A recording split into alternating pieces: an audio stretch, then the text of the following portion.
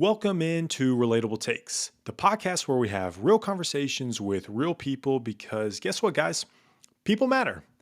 I'm your host, John Rous, and today I'm sitting down with my brother Matt, someone who's lived a life that's extremely inspiring, somewhat heartbreaking, but honestly just a little surreal. Because picture this, you're in Asheville with a buddy. Next thing you know, a protest breaks out, you're stuck in the middle of it, and then bam, police officer shoots your eye out. Yeah, you heard that correctly, but don't worry, that's not where Matt's journey starts or ends. It's just a small chapter of it because now he's living his best life in Medellin, Colombia. We talk about his time in Peru, his long distance relationship, enjoyment of music, our love of functional mushrooms, and many, many more. So I hope that you get a little behind the scenes look of who Matt truly is and enjoy this conversation that we have today on this episode of Relatable Takes.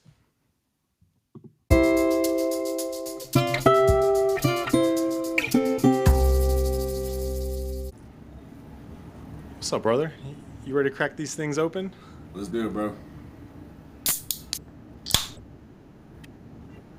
Crisp. Cheers. Hey, cheers, brother. What you sipping on? This Club Colombia is one of the best beers here in Colombia and Medellin. I got a Hopfly Third Eye Hazy IPA. That sounds spectacular. Yours sounds spectacular, man. Oh, it's great. There's a lot of good beer in Colombia. Yeah, so far I've tried some decent beers. Some pretty good beers. Yeah, I like some of the richer ones that they have, like this one. This Dorada Club Colombia. It's nice and malty. It's good. Hell yeah, man. So set the scene a little bit for us. You're living in Medellin, Colombia. How'd you get there? What you doing, man? Tell the people. Let's see. I got here on an airplane, and, I've been teaching English to 10th and 11th graders at a prominent school around here in this part of the city. It's over 100 years old. It's called Pedro Justo Berrio.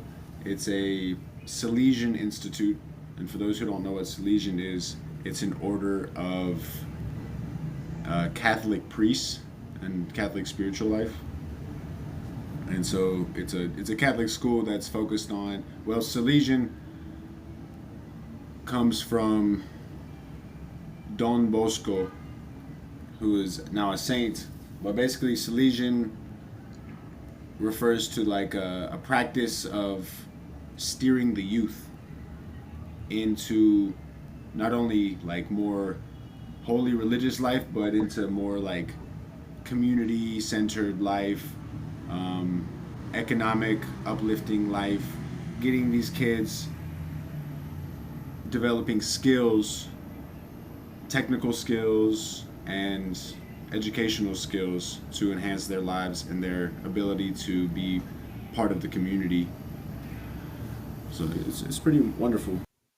Yeah, man. Dude. So, I mean, I know a lot of people, I think about Colombia, I think about a lot of things, man, but what's it like, just living down there? I mean, what's the country like, dude? Have you enjoyed it so far, being there for about, 2-3 months now?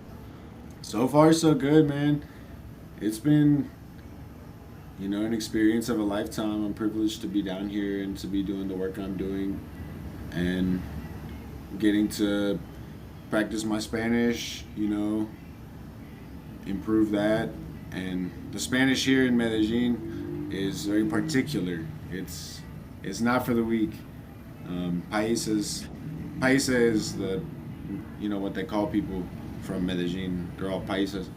Paisa Spanish is,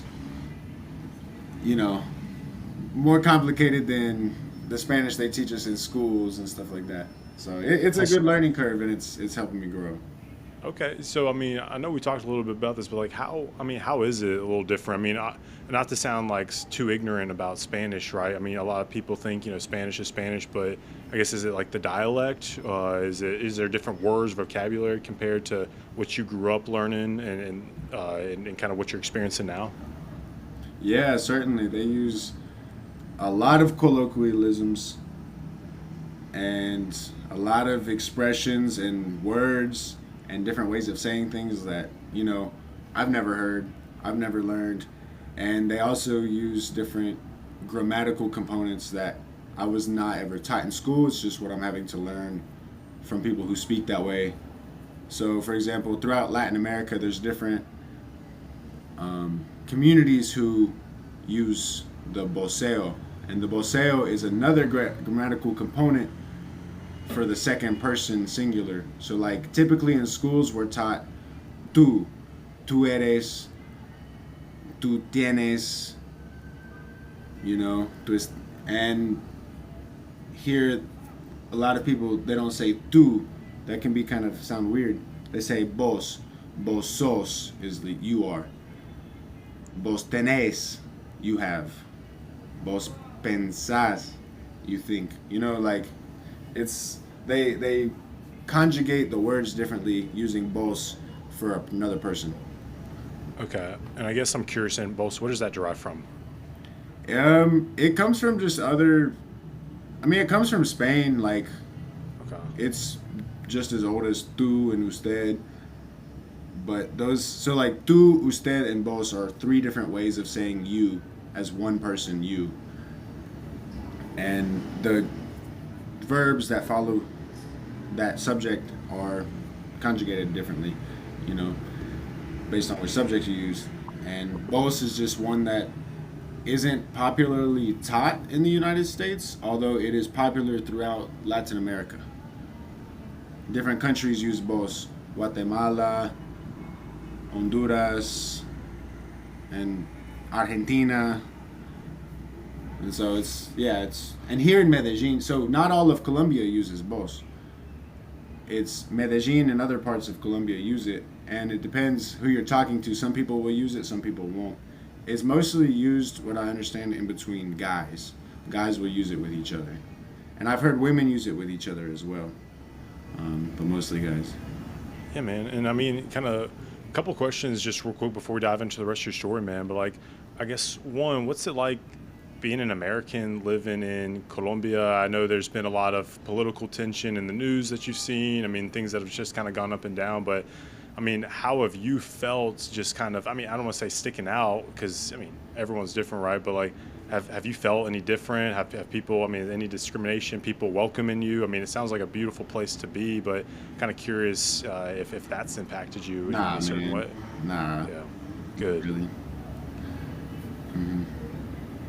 Good stuff, man. Well, I know this isn't your first time being in South America, so let's flash back a little bit then to your time studying abroad in Peru. I mean, a beautiful country. I loved living vicariously through you for that semester that you were studying abroad. Man, dive us through kind of how you got there, what you're doing, and just your love and your interest for just going back down to South America.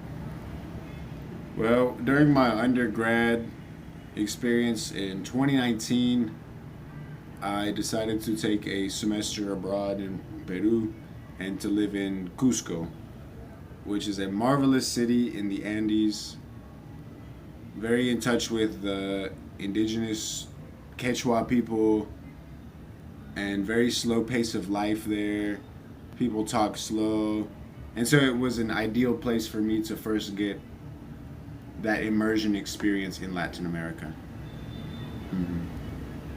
Um, I guess kind of thinking about, you going down there to study Spanish, practice, continue to be, I guess, you're fluent, but I mean, continuing to grow, continue to expand. I mean, it's definitely a great language to learn. I mean, what attracted you to just kind of start studying Spanish and, pursue this, I guess this new dialect, this new vocabulary, this new language, so to speak, and I guess why do you continue to push yourself to be fluent in Spanish? How did that start? It started in high school, actually. And so originally, when I was a kid, I started studying French. And I realized that, I wanted to speak another language. It's just something I've always felt called to do. And so I started studying French just kind of independently with computer programs and stuff like in middle school. And I stuck with that for a little while, but then I got to high school and all they had was Spanish class. I was like, okay, well, I guess I'll learn Spanish. And I started, learning it and doing pretty well at it and realizing that I enjoyed it and that I have a love for languages in general. And I was doing pretty good at it. And then, when I got to college, then, I had taken a couple years off of it. And then I had the opportunity to take some more classes because I don't know, I realized I still had retained a lot of it that I had learned in high school, and so I decided to create a minor in Spanish so that I could continue learning it and so that I could study abroad because that's something else I wanted to do. I really wanted to go. I don't know. I just felt called to going down to Peru, and that was an excuse to go down there was having a Spanish minor. So it all just worked out. I was like, okay, I'll continue learning Spanish, and then that way I can go to Peru. And I know you got to experience like a lot of cool stuff. I mean, all right, hey, real quick, what was your favorite part about being down there? Because I know you sent so many like just freaking kick-ass pictures.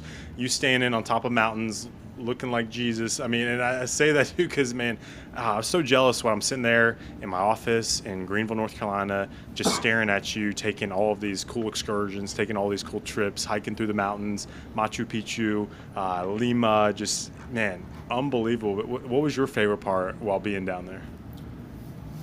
I think experiencing like the independence really at a higher level then and being thrown into just a totally new situation, new culture, um, almost sink or swim type of ordeal where, I've got to learn the language, I've got to, understand the culture as best I can to try to fit in and to get by.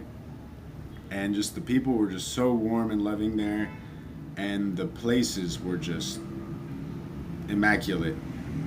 I remember walking just from the city, just walking outside of the city and just seeing where I would go, following the train tracks and just walking all morning and then ending up at this archaeological site, Piquillacta, which was this old city, old city that is so old it's buried underground. Like the sand, like just blew over it over thousands of years, and they started unburying it, and I like snuck into it because I didn't have a ticket to get in, and so I just like as I was walking, I saw that there was a breach in like the ancient wall. There was like a canal where they would let water drain out of, and so I just like went up the canal and then just went like shimmied through the wall and boom, there I am inside this ancient city. And man, people talk about Machu Picchu. That's all they know about Yeah. Peru. But no, some of these other places are just like you're not gonna see on the tourist brochures. You're not gonna see on the big advertisements, and they are just breathtaking, just unbelievable. And so I hung out there for a little bit, and then there's like this little hillside mountain outside of that little city, and so I like climbed all the way up to the top, and then just like sat there and meditated, looked out, and then this storm was brewing. And I could see the storm from miles away coming, so I was like, oh, I need to get off this mountain. So I ran down the mountain and then followed the train tracks all the way back to the city, and made it back in time for my afternoon classes. So it was pretty cool. Damn, dude, that's awesome. And I think a lot of lessons learned while being down there. One of which is when you have a connecting flight, you can't just jump to where that connecting flight is to get to your final destination. You have to start at inception. That's one of the things Right, you that can't go early and then try to jump onto the second flight. dude, it's a great idea. It's like, hey, I'm just trying to save, save a seat for someone else that needs to get on the plane. But unfortunately for you, that meant calling me while I was at work and saying, hey, bro, yeah, so I didn't realize this, but I was trying to get ahead and ended up not being able to get on the flight back to the United States when the semester was over. And here I am just thinking, okay, I don't know what the best thing to do is, but we're gonna call around and figure out how can we get you on the next plane back to North Carolina. Yeah, and I ran out of money. I had no money, and like it wasn't as simple as somebody just like buying the ticket for me from the U.S. or wiring the money. I had to just like find the right person who could like figure it out for me. And eventually I found someone who like found a loophole for me because otherwise I would have just been stuck in like because there wasn't any good options.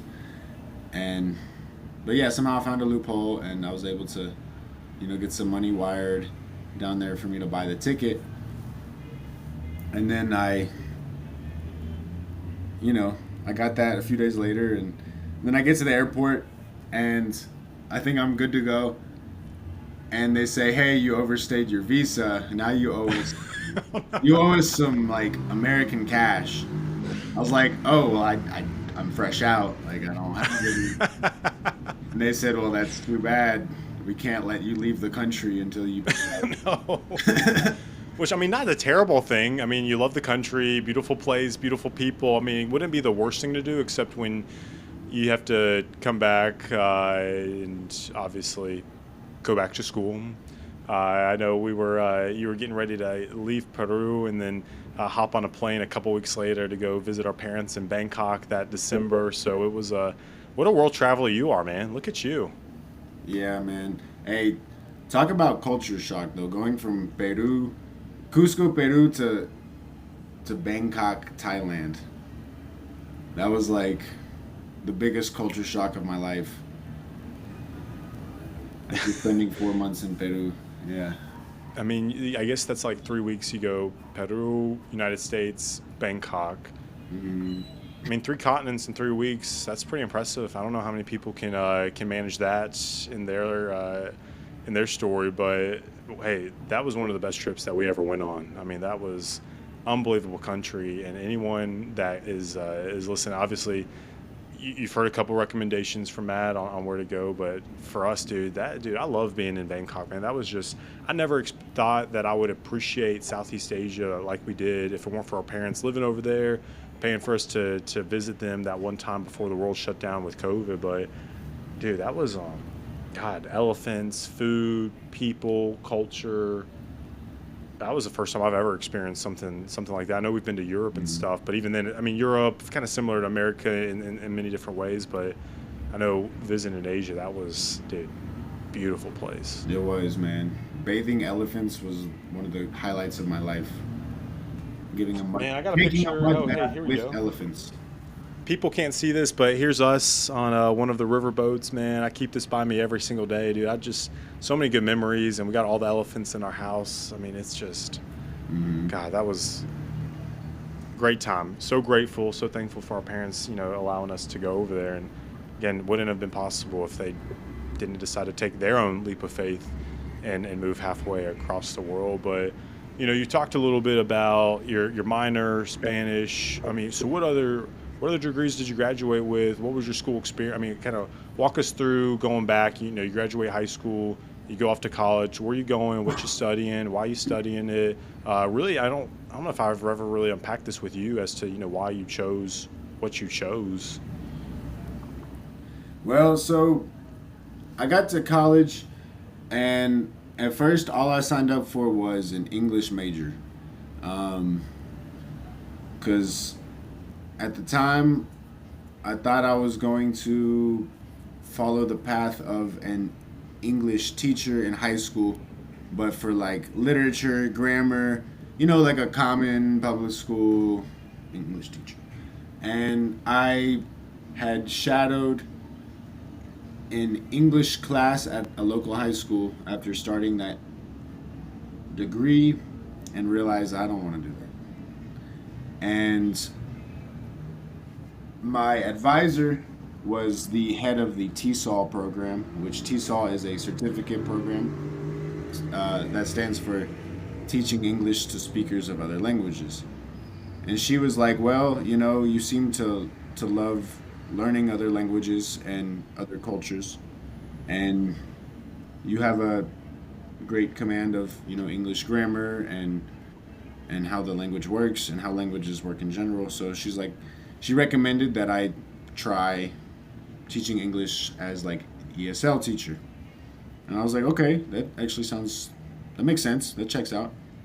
And so our mother put me in touch with a couple of ESL teachers in Johnston County, one at West Clayton Elementary and one at Corinth High School. And she said, during a break, come here and shadow some of these English, classes, working with students who are immigrants. I said, okay. And I tried that out.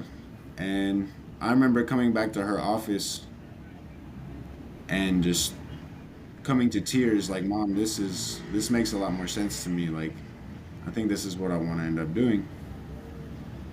Because, yeah, it just felt right. And so that's something I started pursuing. I picked up the Spanish minor, and I also had created a minor for Cherokee linguistics because there was classes that were offered for Cherokee language and Cherokee philosophy that I was taking in the university, and that also changed my life. That blew my mind. That really helped me um, start understanding my love for languages and cultures at a much deeper level, and especially because in the place in Western Carolina University, that university is built on top of like one of the oldest Cherokee towns that ever had existed, Talintis Koyahin, the town of Two Sparrows. And so getting to be learning perspectives and language that is rooted in those very mountains that I was exploring and loving and falling in love with, that changed my life. And that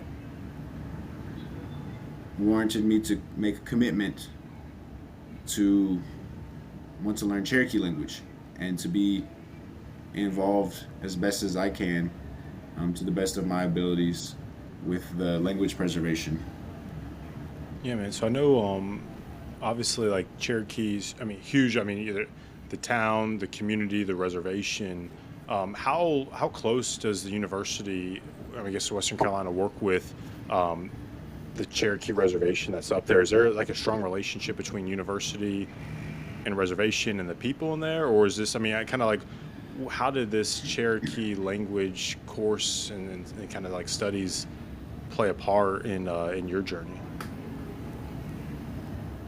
So how it's connected? So for one, it's not technically it's not a reservation. The Eastern Band of Cherokee is a community on the Qualla boundary and Okay. on other properties owned by the tribe. But what's considered the reservation is actually Qualla boundary, which is a federal land trust that's held by the Cherokees. And so technically they're one of the only like prominent native communities who are not on an actual reservation. But people still call it the res. People still consider it that. But it does differ a little bit politically. Just wanted to clarify that.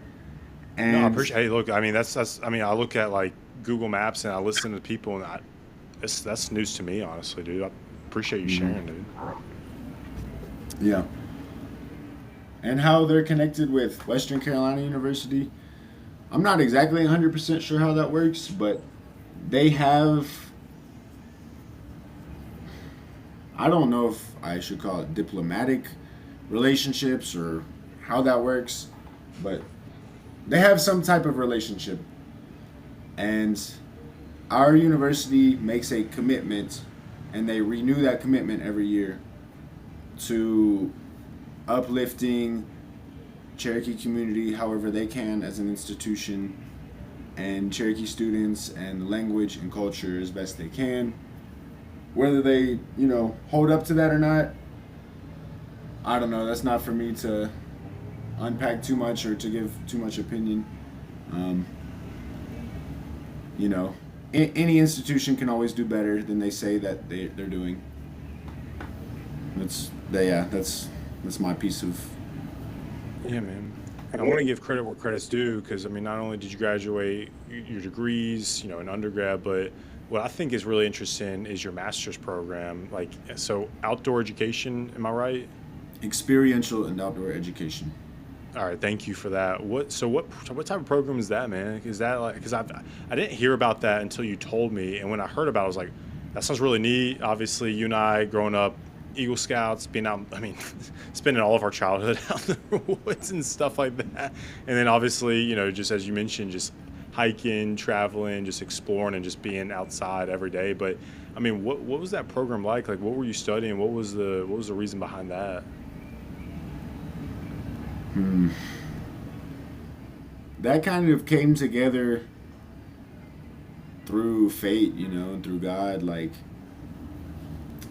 the door opened at the right time. So I was the second graduating class from that degree program. Okay. And so I witnessed its inception. When they first announced that that program was coming into existence, it was during my last year of college, so like my fifth year of undergrad, and I was considering, I was looking into master's programs, and I really wanted to stay in Western North Carolina. For various reasons, I was going through like a lawsuit and everything at the time, and I had, inherited our childhood dog, Sunny. And so these factors were grounding me and keeping me in that place. Otherwise, if it weren't for those factors, I would have jumped the gun and gone down to South America or Central America years ago. As soon as I completed my degree, my plan was to go study abroad or to live abroad and teach abroad for several years.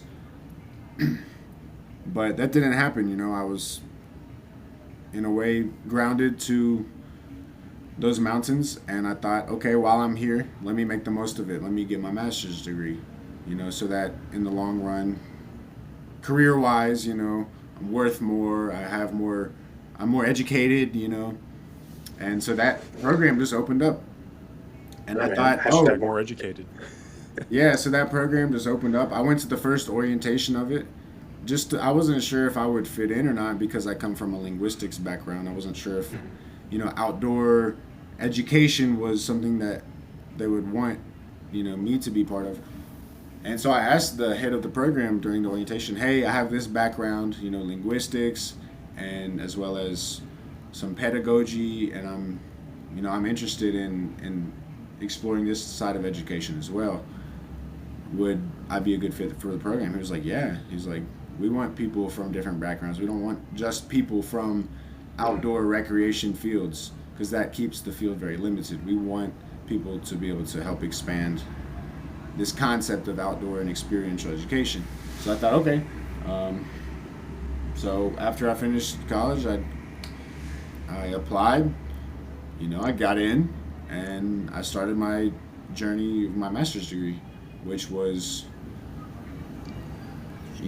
one of the hardest journeys of my life, and one of the most beautiful journeys of my life. And I'm so Yeah, grateful man. that they let me in and gave me all the chances that they did to succeed and to thrive. That's awesome. And I know we're gonna unpack a lot of that. So I mean, so we leave. You go from Peru to Bangkok to now it's 2020, and obviously everyone realizes what happened. March shut down, COVID happens, a lot of civil unrest, and you mentioned and alluded to it, a lawsuit. So I know. I know one of the hardest experiences that you've gone through has just been a lot happening at one time. Um, but if you don't mind, Matt, I think some people know the story. Not a lot of people do, and that's why I wanted to. I'm just so grateful that you have a platform to kind of share, your experience with other people. and just, love you more than anything. But 2020 happens. We all saw what was happening in different cities, people speaking their minds. Obviously there was a lot of political tension at that time. People built up frustration. George Floyd, COVID, lockdown. I mean, it's just a perfect storm for a lot of the chaos that happened, without giving it any excuse or justification. But in your situation, it's kind of scary, because I'll never forget getting a call from Katie, and then talking to you a little bit about this, afterwards, after it was just so new. But I really want to give you the platform to share your story, and do it justice, because it's certainly unique, and it's changed a lot of my perspective moving forward, and probably for the better, in my honest opinion, Matt. But we'd love for you to kind of share, what that. So there's a lawsuit, but how'd you have to get to that lawsuit? What was that story? Yeah, so 2020, let's see. So let me start with May 27. That's my birthday, right? Yes, sir. Can't forget that. Yeah, Memorial Day weekend, guys. yeah, I had turned 22. This was, what was it, 2020, right? Yeah. I was turning 22, and Katie, our sister, was up visiting me with Sunny, our dog, who she had, inherited, basically, or rescued from her, Sunny's Grandma. So it went grandma. our parents to grandma to Katie to you, but Sonny ended up in the best place possible at the end of the day. So Yeah, obviously, yeah. So I didn't realize that Sunny was being she was going to become my animal, companion, bro. my Yeah. companion. And Katie came up just to celebrate my birthday and to have me watch Sunny for the summer, because she was having complications with her apartment and everything. And so, we celebrated, and that turned out to be my birthday present. Sunny, best birthday present ever. You true. And I thought, I was just having her for like 3 months or so. And then, but anyway, so 4 days later, after, Katie leaves and I have Sunny after my birthday on May 31st, I'm hanging out with a buddy, where we decided to go to Asheville for, see what was open, food, brews, whatever.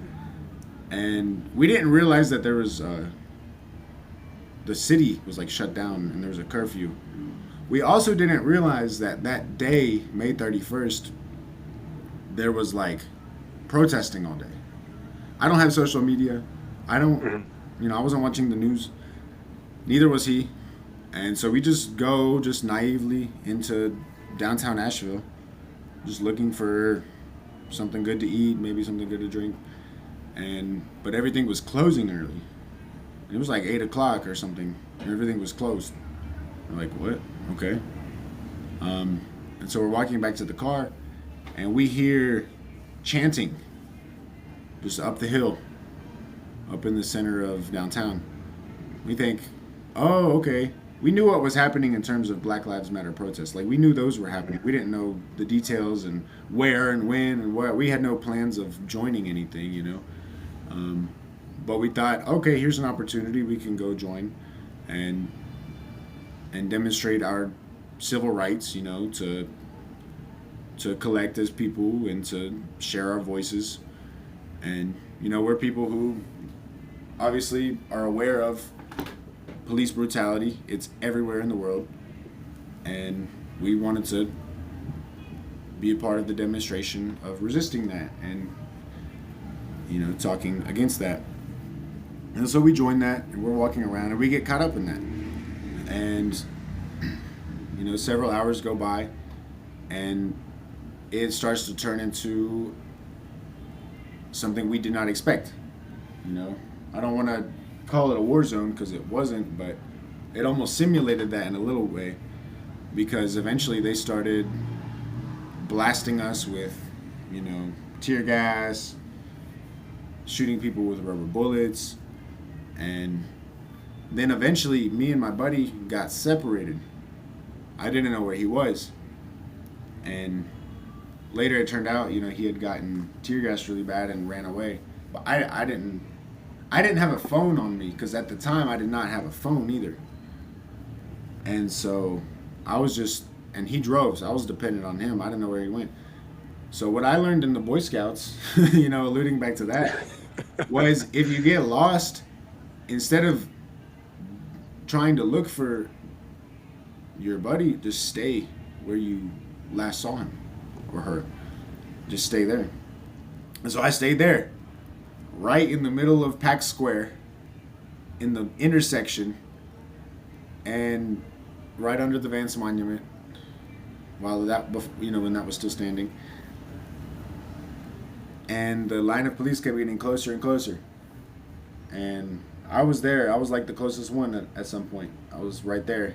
And I'm looking around, and you can see me in the videos. I have videos, Oh, yeah. police I cam remember seeing videos. that. And I'm just like looking around, like nonchalant, like where is he? Where's Waldo? Where did you go? Where did you Where's go? Andy, man?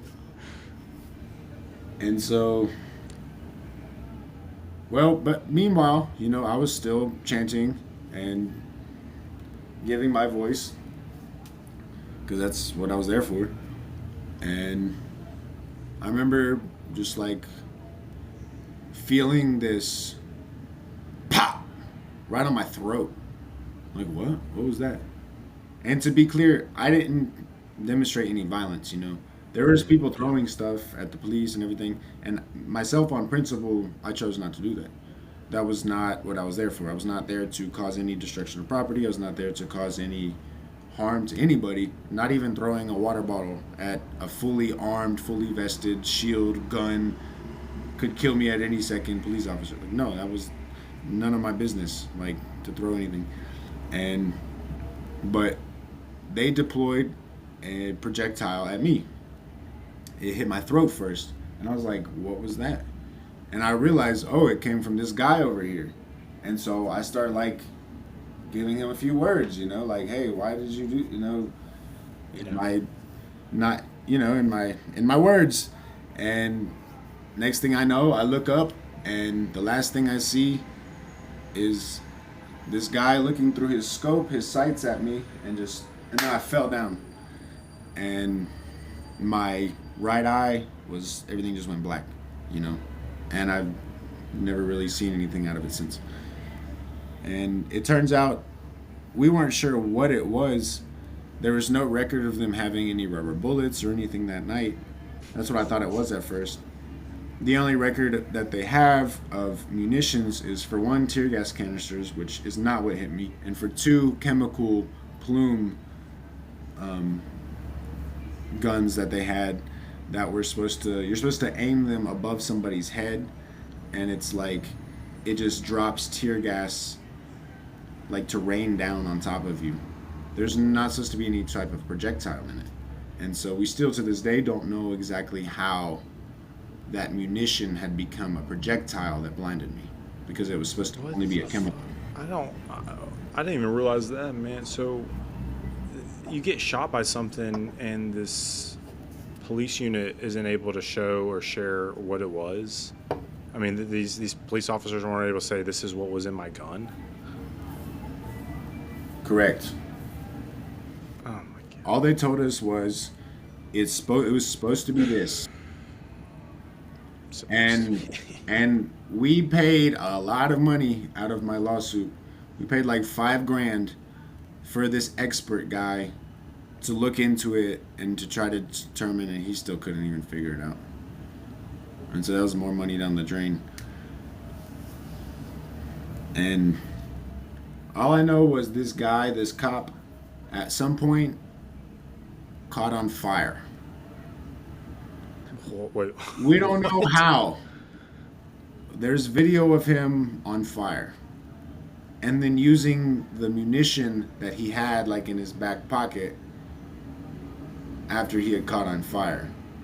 So we don't know if he was melting the plastic tips of these chemical munitions on purpose, or if something went wrong and he caught on fire. or if something else, something from the exterior accidentally caught him on fire, and then that melted the munitions.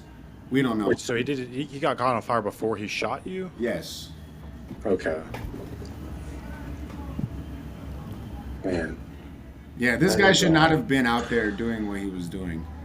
Like, especially after you get caught on fire, like, you need to take 5, at least, like, chill out. Like, no, he just got right back to it and kept pop, pop, pop, pop to people, and he decided that he wanted to shoot me in the eyeball. Whether that was orders of him or if that was something he decided to do on his own, I don't know. But I do know that people were given orders to shoot civilians in the face and in the eyeballs. How did you figure that out? For one, that was happening all around the world during these protests. This was not just happening in the United States. This was also happening in Colombia, in Thailand, The same things were happening with the same type of munitions, the same type of weaponry, the same type of SWAT gear. Like, this stuff's all over the world, And I'd also, after that had happened, I had met this guy who was in the National Guard who had told me that his platoon was given orders that, hey, if you ever get deployed to manage these protests, that you're allowed to shoot civilians in the eye. Whether he was telling me the truth or not, I have no way to verify. I don't even know this guy's name. All I know is I met him, and he was in the National Guard, and he told me that. And that he said that was just the duty. That's just, they get orders, and they do what they're told. That's the mentality of people, in those forces. And so, you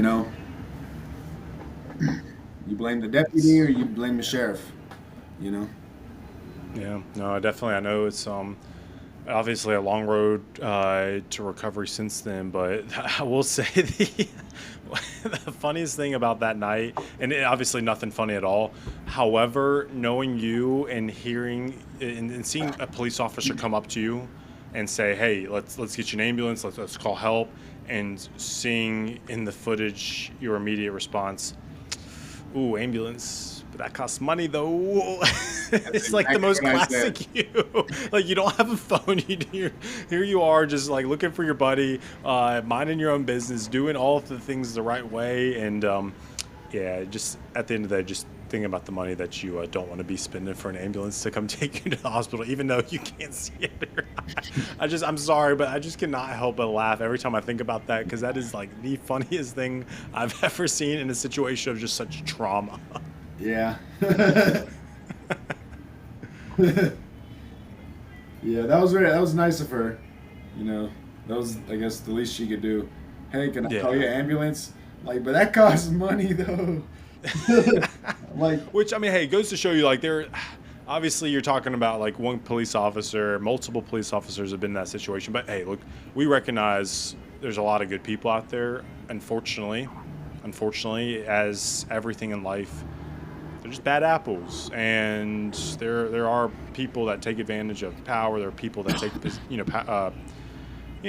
take advantage of their responsibility and their duty, and that shouldn't overshadow all the good that's out there and the protection that we receive. I mean, I know previously we've talked about Katie and her situation and the police response that's been there, but for yours, I mean, it was obviously, I mean, damn. I mean, that's something that a lot of people unfortunately did experience during that time, and people that obviously your eyes and it's intact. However, you're blinded, you can't see. It looked like a kaleidoscope at one point, but I guess I hate to say this, I guess it wasn't ruptured, it wasn't blown up, which unfortunately, man, like, we saw so many people that were, and that's what's scary. That's what's sad, dude. And that's where my first thought instantly went. Yeah, some people, their eyes ruptured, their eye sockets broke.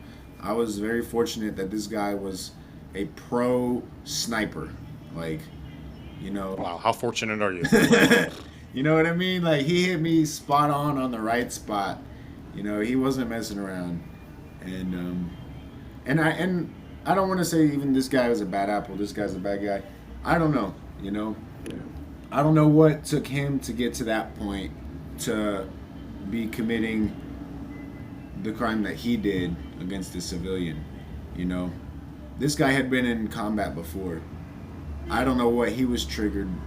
You know, now obviously this guy, his psychological state should have been evaluated more thoroughly, but they saw him as a resource because of his skills, his abilities, and so they put him in charge of that on the front line, and then after shooting me, giving him cop of the month, you know, um, and then he got deployed right after that, and Wow. he wasn't in the police department for a little while, and so he wasn't even able to take any kind of accountability for that for a long time.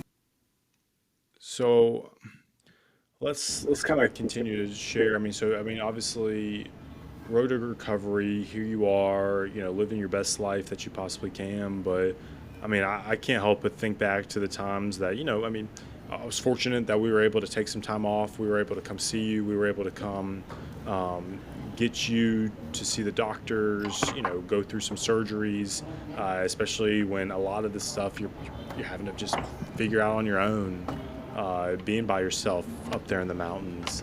I mean, Matt, for me, what I'm curious, man, is like, were you able to count how many doctor's appointments you had to go to, like how many surgeries you had to have just to even try to see if, no pun intended, try to see if you could see again.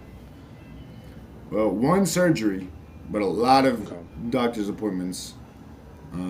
Because so we had to wait a while to even get the surgery.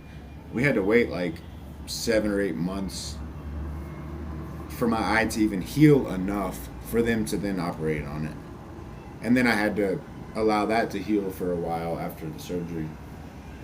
And I still am supposed to have follow up appointments, like once a year to check on it and everything, which I recently had to cancel an appointment because I'm not in the country. But I don't know how many appointments I had. A lot. Yeah. A lot. Yeah. A lot too many for a good person just trying to do the right thing, and now as a now a victim.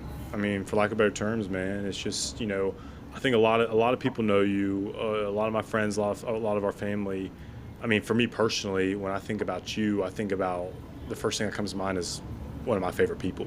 Just because at the end of the day, you're you. You're one of the just nicest, kindest, most generous, loving. Obviously with the impact that you've had on the western part of the state, even when you lived on the eastern part of the state, the impact that you had there too. Every time your name comes up to people I know, it's just met with nothing but love and compliments. And so to see something so fucking tragic happen to you, of all people, as your big brother, just still eats me up. That's besides the point. But I'm just glad you're in the situation you're in now, where you're living your best life, making the most of it, and I just can't help but share with you, dude. Like, I look up to you, man. Like, I admire you because I can never imagine what that's like. I will never be able, unless God forbid something fucking happen again, right? I never understand what you're going through, but dude, how have you been like mentally during that time? Because I can only imagine, dude. So you're in grad school. Grad school's so freaking hard. I recognize that. We talked a lot about that, during that time, because it was, just it's work. It's a lot. And then here you are. We're taking you to doctor's appointments. You're getting a surgery. You're meeting with the attorney. It's just so much happening at one time. Like, bro, if you don't mind, dude, like, how was the mentals during that? So it wasn't bad until I started the lawsuit. When the injury first happened, somehow I had the spirit to just keep on going. I had a lot of good people in my life who were taking care of me, who were helping me, and I had Sunny. You know, that was the biggest Okay. gift of all, having Sunny, having my dog. You know, she was really taking care of me, and I was taking care of her, so I had that reciprocity with her, and I was good. I finished up my undergrad, piece of cake. I was doing good work, and everything was good. When I started grad school, was also around the time I had started the lawsuit. That came like a little while later. It took me a while to actually go and begin that. I didn't know what to do for a while. I just kept living my life, kept focusing on, because I was busy. I had a lot to focus on. I didn't know anything about the legal system, how that worked, and I didn't even feel safe coming out and saying, "Hey, this is me. This is what happened to me," right off the bat. I was like kind of ashamed of it. I was like, I was almost scared to tell the world what happened and to seek publicity, because I knew as soon as it got out there, I'd be on the news, I'd be this and that, and I was like, to be honest, I was a little bit paranoid. I didn't know what the state of anything would have been, following that. So I took it slow. I took it slow, and then several months later, I decided, okay, it's time. I'm gonna inform Asheville City Council of what happened, and I'm gonna find a lawyer to help me facilitate the dialogue between myself and the city and the police department. And so I did that, and and then I started grad school. That was good. I was making case, started picking. Okay. So I was seeking a lawyer in order to facilitate the dialogue between myself and the city of Asheville and the police department of Asheville. And after I started that, then, I was making headway through grad school, and then, going on. And then the court case, as time goes on, just gets heavier and heavier and heavier and heavier. Like, I didn't know what to accept. That part, going through the lawsuit, was 1,000 times harder than dealing with the injury itself. How so? I mean, I like obviously. I mean, I got a lot of friends in the law space. I recognize that it's just a lot of conversations, interviews. You're probably telling the same thing over and over again. But like, what made that so much more difficult than being shot by whatever projectile in your eye and now being blind? And I mean, obviously, all the effects that has. If someone just closed their eye while they're driving, if someone just closed their eye while they're trying to catch a ball, right? I mean, it's just your whole life is just different. How is a lawsuit more impactful than an injury, man? I think by being put on that spotlight and having people trying their best to make sure I don't get anything out of it, that I don't get any kind of compensation, people with the legal skills to try to do that. And yeah, that was just a lot to deal with, and having to come up with all this evidence. I remember like going on a field trip for grad school, right? And everyone's enjoying the field trip, everyone's having a good time, and I'm sitting there stressing out because I have to, like, in the middle of the night, go down to this little cabin that had internet or something and be like uploading screenshots of texts and messages that had been sent to me and that I had sent to people, anything that had anything to do with law enforcement or military. Even just mentioning, hey, happy Veterans Day, had to turn that in and send it to these people, to these Asheville city lawyers. What, dude? This is like all brand new information to me, man. Like, so, wait, so what are they trying to do? Like, just make sure that you didn't have it out for law enforcement? Like, Exactly. what the hell? Right. To make sure I wasn't like some kind of, I guess, I don't even know what to call it, but during the deposition with Asheville city lawyers, eventually they had accused me of being like some kind of right wing like radical. Uh, I don't even know what the group was, but so basically that night that I was in Asheville for the protest, I was wearing a Hawaiian shirt that had like my favorite colors. It was like purple and green, and apparently that was associated with some kind of like right wing Dude, stop being such a neo fucking terrorist. Nazi, Matt. Come on, bro. Your Hawaiian shirt just gives it off. Yeah, it's not like your long hair, your skin. No, dude, come on. Boogaloo Boys or something. I think that's what it was called. The What? Of course, there's Boogaloo a name for it. Boys. I don't know. Apparently, there's guys who show up to protest and incite riots while wearing um, Hawaiian shirts Oh and my god. packing heat. You know, like that. No, it was just a blinking. I was wearing a Hawaiian shirt. I was also wearing cargo shorts and like broken, worn down Tiva sandals I'd had for like 7 years. Like Without owning a cell phone, which that was a no whole cell other issue that we phone. won't even have to deal with right now. But it's like, what in the Like world? not in touch with the political realm. Like just had just Completely off the free. grid. That was always the joke about my brother Matt. Is just hey bro, he's just mountain man off the grid. But no, in fact, you're actually a right wing extremist trying to cause an insurrection, trying to cause a riot. First of all, how dare you? Yeah, it was really silly, and me and my lawyer just kind of laughed about it after that meeting. Like, what the heck is he talking about? Like, I think he was just reaching inside of his like butt crack to like pull out something to throw at the wall and see what sticks. Like, yeah, that one definitely did not stick. You don't say.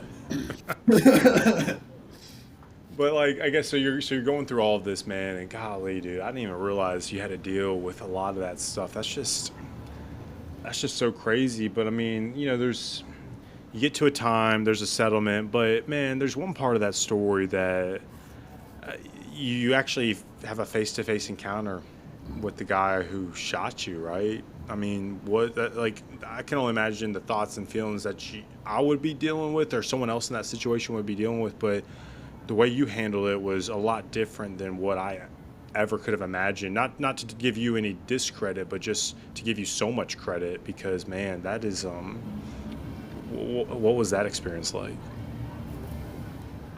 Well, I remember walking into the mediation, when we're sitting there to discuss numbers, and that was my first time encountering the the officer and guardsman who committed that act against me, and was still beating around the bush and technically never confessed. There was actually no admission of guilt, although it was like obvious because he apologized to me, and he came up and gave me a hug when he first saw me, which for one is like, okay, I appreciate the gesture, but that was a little bit unwarranted. Like, you can't just expect like a hug is going to be like welcomed right off the bat. It's like, hey man, like at least like shake my hand first, and stop trying to look good for the mediator and the lawyers and everything. But regardless, I hugged him back and I told him, hey man, like it's all good. Like I forgive you. Um, you were doing your job. Like whatever, man. And we got on with the meeting. But I made sure to let him know that he was forgiven. I don't have anything against him, because that only affects me to hold on to anger, you know. So I let that in. All right, bro. So, golly, that's a lot to deal with. Especially when you're, I guess, what are you like 23 at the time? Yeah, I guess 23, 24 when this is happening. Yeah, 23 and Well, 24. This was going on for a couple of years. how I mean, I want to continue to share a little bit more about your journey along the way, but I want to just hear, like, how are you doing today with all of this? I mean, how's, I hate to say so vaguely, how's life? Bro, I'm living my best life, man. Like, hey, God gave us two eyes for a reason, and Hey, God gave me the best vision out of all of our family. yeah, this is So, true. As I wear my glasses, reading this, taking off my contacts. You've always had like 15, 20 vision. Like, you're yeah, you're not perfect. You're better than perfect. yeah, I've always had incredible vision, and so lacking one eye, I still have great vision in one eye, in my left eye. It took me. It was an adjustment to get used to my non-dominant eye. I have to like, yeah, there's a lot I had to get used to, but now it's pretty much evened out. Every once in a while it comes through my head. It's like irritating. It's annoying that I have like a big glare in my bad eye. I don't see out of it, but there's like a glare, and so sometimes that's like annoying. Sometimes the light bothers me, gives me a headache. But it's something I just get used to. But every once in a while, I'm just like, dang, this kind of sucks. Like, whatever. Can't do nothing about it.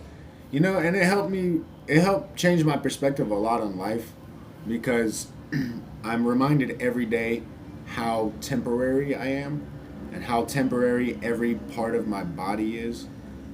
And that in the end of the day, it doesn't matter. One eye, two eye, because eventually I won't be any eye. I won't be any senses. I won't be any movement. My spirit will be released from body one day, and will be in the greater, bliss of external life. Of spirit. Yeah. So it just reminds me of that. No, I mean, this it's beautifully said. I mean, obviously not easy to say, not easy to digest, but beautifully said because I guess that continues to go to show what your soul truly is and who you truly are is someone who puts other people before themselves, continues to, show kindness in the world, even when it's hard as shit to do when you're dealing with a lot of that. Or just with, I mean, everyone's gone through life just walking through, and I mean, you hold the door open for someone and they just shrug you off, or you're driving in traffic and someone flicks you off. It's just like, bro, like, life's too short to be so frustrated and dealing with all this stuff, because at the end of the day, like, you could be in that car accident and that could be the last time you're driving a car. You could be, walking into that grocery store and you never know what the hell's going to happen. And here you are just, minding your own business, trying to have a good ass night as a college kid in Asheville, North Carolina, beautiful city, beautiful people, and something terrible happens to you. But I love to see your perspective, and I'm just so grateful for you sharing that, because it's taught me a lot, man. It's I was fairly ignorant in a lot of my viewpoints towards a lot of what was happening until what was happening on and what I was reading on social media impacted my family. And I hate to say I had an awakening by any means, but it just kind of, when it hits closer to home, it just means more. And for me, seeing that happen to someone who I love more than anything in this world, it was just like, damn, what the fuck, man. This is everything you just said. Like, everything's temporary. Everything's, you just don't know what's going to happen. And so glad to hear that you're in a better situation, man. And I know, kind of like, so you uncover, you get through that. You settle the lawsuit. You're in a better situation. You graduate college, man. You got your degree and this Right at the experiential outdoor same education. time. Yeah, Like exactly. I Yeah, it's kind of finished like, grad school, like right at the same time I finished the lawsuit, and it was like two of the biggest things on my plate just lifted off my shoulders, like at the same time. That was just like unbelievable. I still had other things in life I was dealing with, that I don't want to dive into, but those were two of the principal things that were really pulling me down, really creating depression, um, and pulling me under. And those two things just happened. I remember going to a party, not a party, but like a dinner, a get together after I gave my master's um, defense.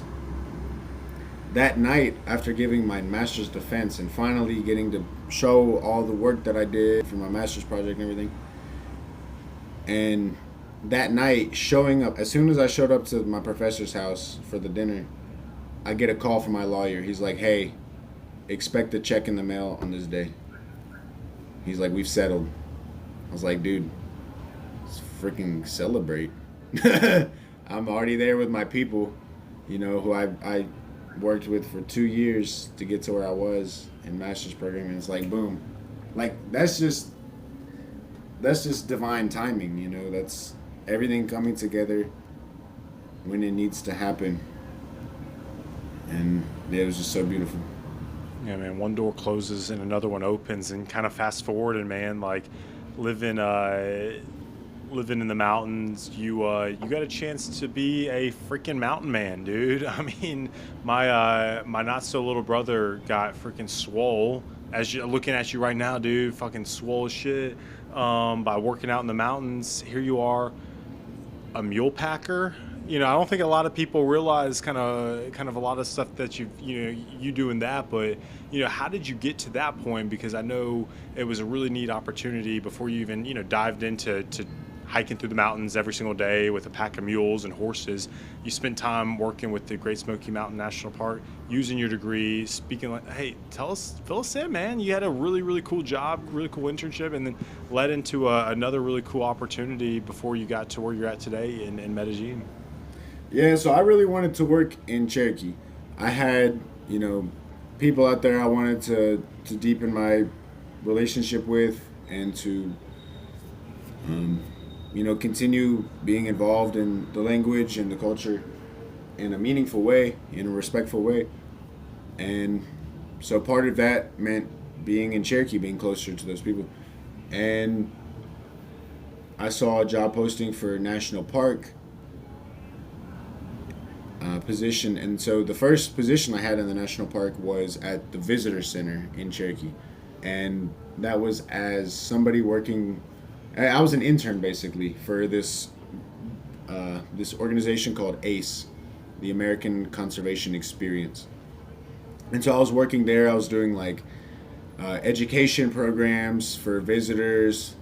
I had the chance to learn how to play the mountain dulcimer, and that was pretty cool. Mountain dulcimer is just a beautiful instrument. It sits on your lap and it has like 3 or 4 strings, and I tuned it to like this, key of D, and would just play beautiful mountain music. And so I was learning about the park. I was getting immersed in that. I knew nothing about Smoky Mountain National Park, even though I had lived in the area for several years. And so I did that for like 6 months, and then I decided I wanted to continue working in the park, but the internship was over. And I was looking, okay, what's something I can do? And I was talking with the trails group, and I thought, okay, maybe I could just do, a season with trails. Yeah, that seems cool. It's physical activity. It's being just immersed in the forest, just every day. And he told me there was different opportunities, different teams on trails. There's just the regular on foot. That's the most common. Everyone's on foot. They carry their tools in. They're out there all day, every day. And then there's the barge crew. There's the guys, they go out on the boat on Fontana Lake, and they go out and maintain the trails all around the lake and stuff like that. I thought, oh, that sounds cool, but it was, pretty far drive from where I was. And then he said there was the mule packing team. And he was like, there's actually, this one's not very popular. No one really wants to do this. And I was like, I would love to do that. Sign me up. I said, exactly. I said, please sign me up. I was like, that sounds perfect. And I had actually applied for that job previously and didn't get it because, I didn't pass the certification. You have to, say whether you have experience with saddling and packing and all this, and I'm like, I don't have any experience. I've never been on a horse before, not once in my life. But I have, for years, I've like actually had dreams about riding horses. I've really felt called to being a part of that, and I've really always wanted to know horses and equestrians. And so he said, okay, well, you don't have any experience, but let me call the guy, the the lead packer, Danny, and see if he's willing to train someone green. It's like, all right, thank you. A couple of days later, he gets back to me, hey man, do you want this job? You can do it. I was like, yeah, I would love it. And so I start, and man, that's like the hardest job of my life. Packing mules in the Great Smoky Mountains, but also like the most rewarding and the most beautiful job of my life. That was just an incredible experience, and I'm just so gifted to have been able to start learning the trade of horsemanship and mule packing, which is just something. Yeah, it's just beautiful. And even here in Medellin, like there's a huge history of that. Like they call it like a mule packer is called arriero, and the history of arriería is very much ingrained in Colombian culture. And so it's cool getting to have that experience and get to relate to a lot of people here because to them that's just an everyday common thing. Like, yeah, people pack mules. That's people ride horses. That's nothing. That's common. All of our grandparents do that. It's like so that's pretty cool to have that connection with them. That's dude. That's all. So I didn't know what the hell a mule packer was when you told me that, and when I got to, I mean, you showed me so many cool videos and stuff. So I guess so you're working with the Great Smoky Mountains National Park, and I guess so you're just going to places that like was only accessible by like mules and horses, right? Like, Yeah. what were y'all even? I mean, what were y'all doing in the freaking woods? I mean, like, Dude, that's a good question. There's just so much that we did that nobody gets to see. Like nobody.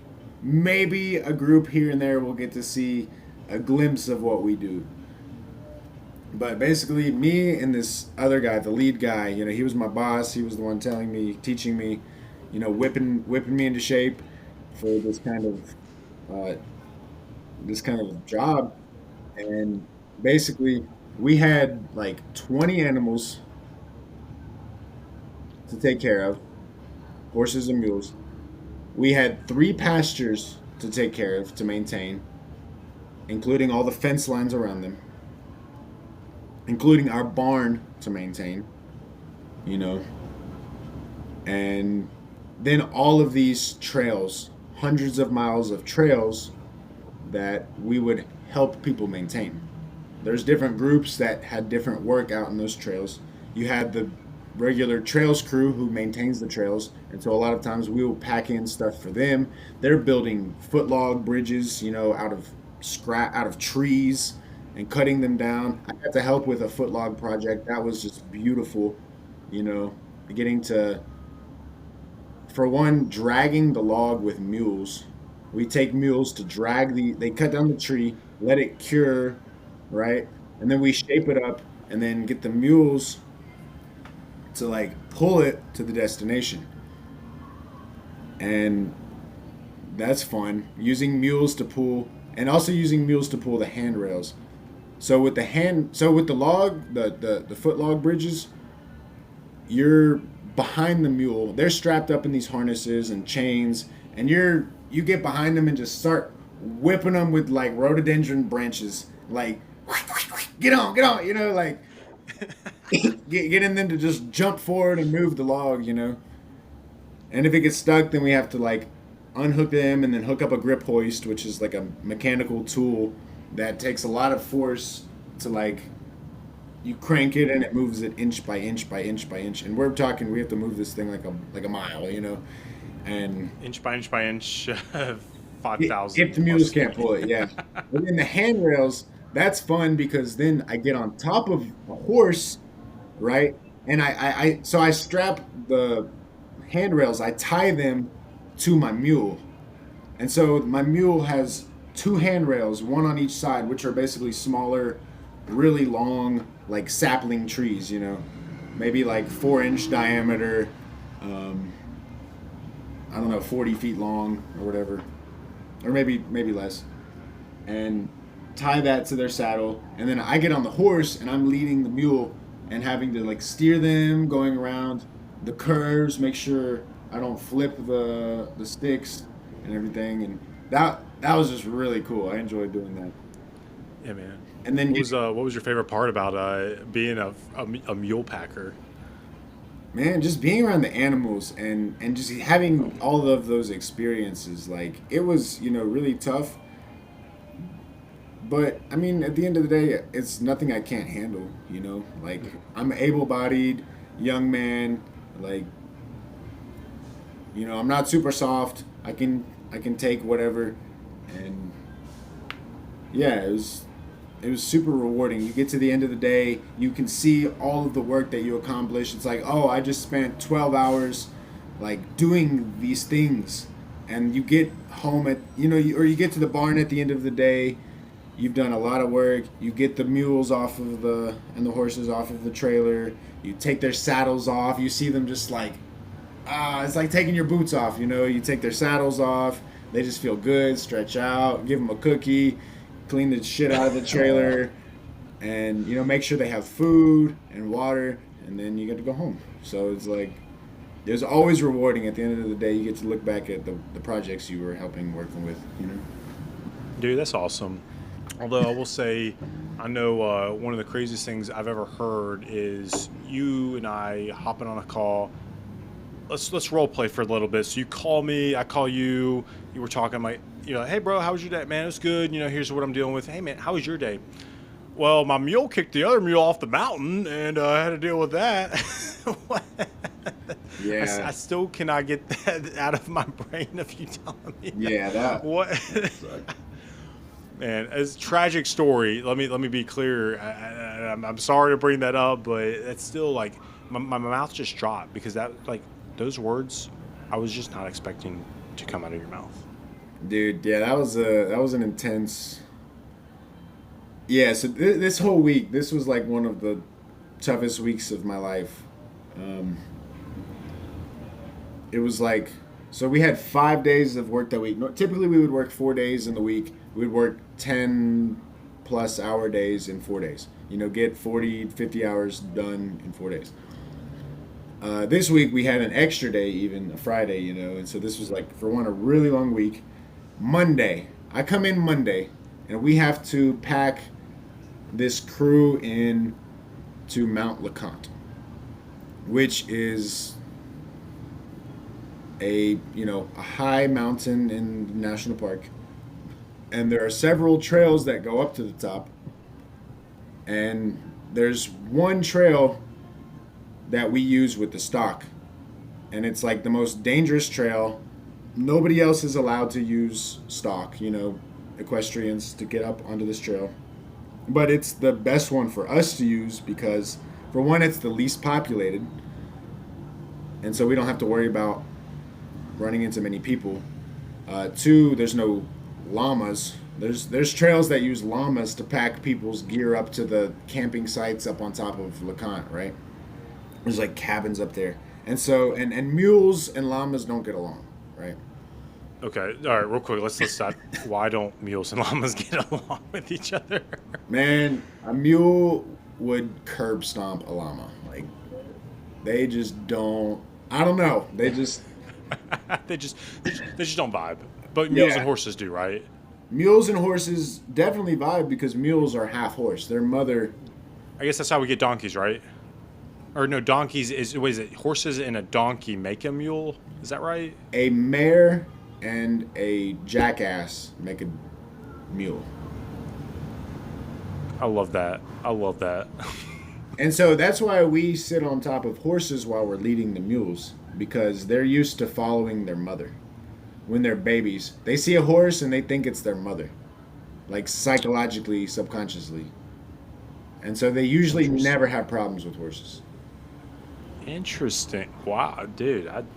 That makes complete sense. Well, how about horses and llamas?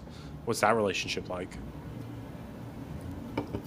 I don't know how the horses are with the llamas, but all I've heard was that mules just don't mess with them. They don't fuck with them. Yo, No, just hey, no new friends, no llamas. We're no, good. no. They're different. They're just a different. Yeah, they're camelids. They're not equestrian. They're just they're aliens, you know. But anyway, so we're going up Bullhead Trail, which is like the 7 mile trail, and which had been burned back in 2016 with terrible forest fires that had raged through the national park and through Gatlinburg. We heard about Gatlinburg, you know, almost burning down.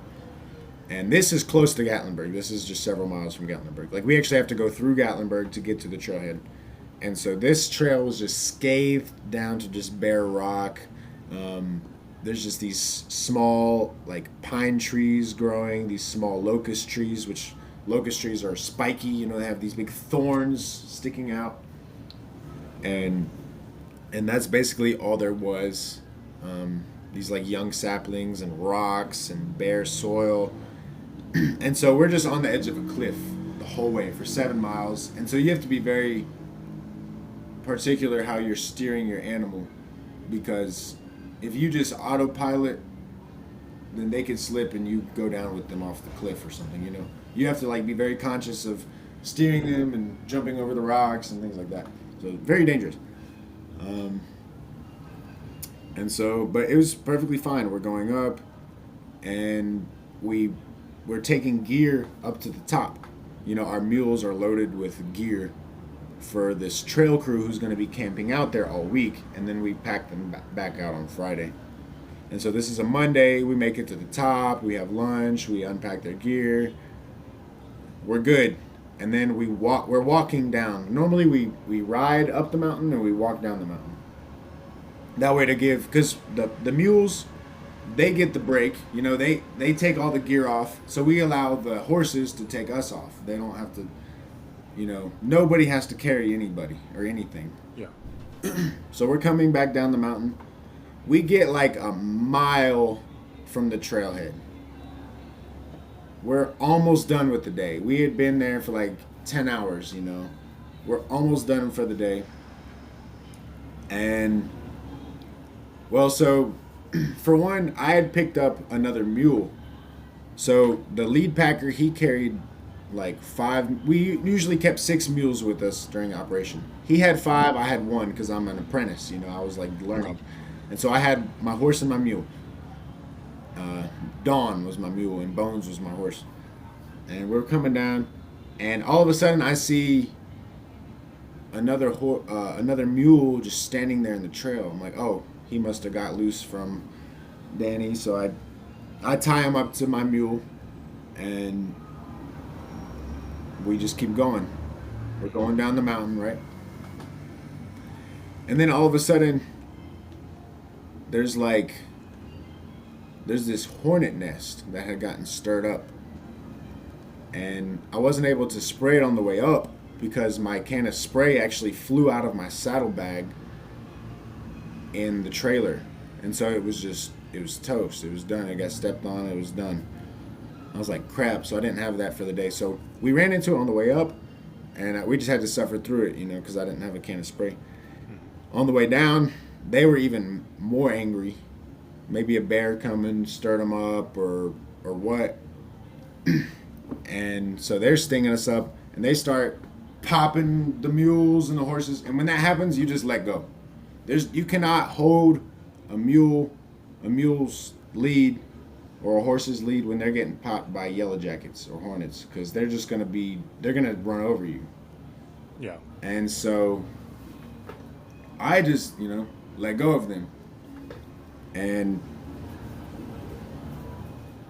basically, yeah, like, I'm trying to remember the order of events, but when that had happened, I was already back. I was up there with all the other mules and horses, and they had all just rushed past me, and I was basically against a rock wall, and they come and just, one of them smashed into me and actually broke his saddle. The leather on his saddle ripped as he like smashes me into the rock wall. And I had also got popped between the eyes by a yellow jacket. And so I was a little bit dazed, you know. I was like a little woozy. Like, what just happened? and and then we get down there, and there's one more item we have to pick up. It's a toolbox. There's a toolbox at the bottom of the trail that the crew at the top asked us, hey, can you grab the toolbox, this big giant metal toolbox, and pack it out for us? It's just one more mile. I'm like, okay. And so we get down there, and there's a lock on it, and the code that they told us for the lock was wrong.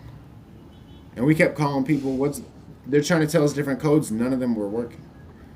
And so I just get a rock and just bust the lock off of it, because you can't have, a lock on the toolbox. You got to take the stuff out of the toolbox, put it in the bags, that are hanging from the saddles, and then strap the toolbox on top of one of our mules. And so I'm sitting there just like still dazed and blah, blah, blah, from all that had just happened, and I had to take a big rock and just bah, bah, bah, and just smash the lock off the toolbox, right?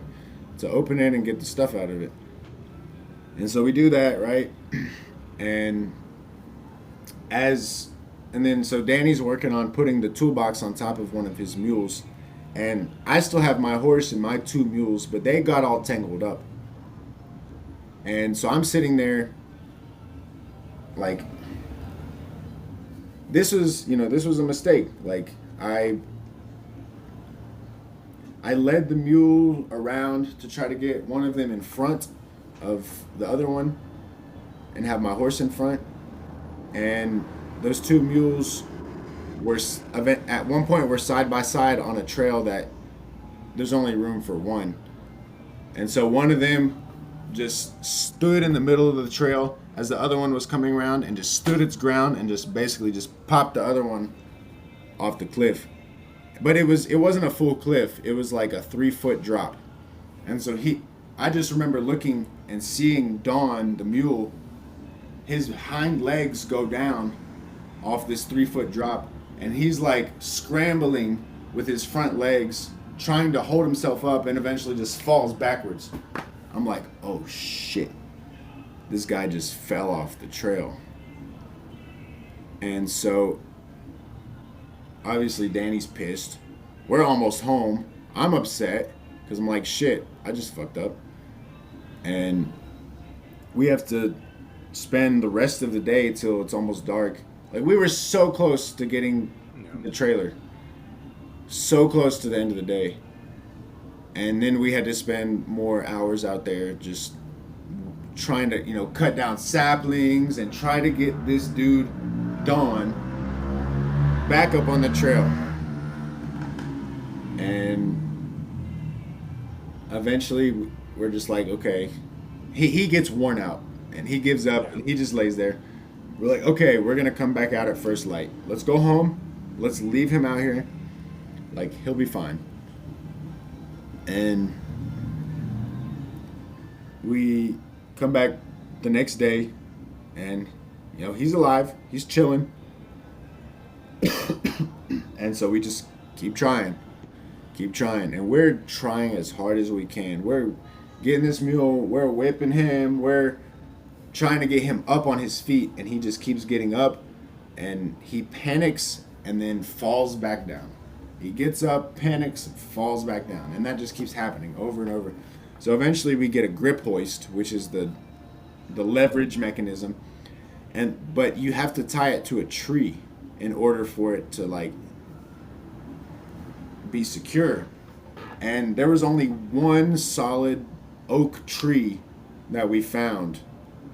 All of the other ones were just these pine and locust saplings, right? Nothing sturdy. And so we tie the grip hoist to his halter, tie it to the tree, and we're cranking it inch by inch. And we got him within 5 yards of the trail, right? And then we run out of slack. And so we have to re-slack. We have to pull this big heavy metal wire out of the grip hoist to give it more slack so we can continue cranking. And as we let out the slack, we look down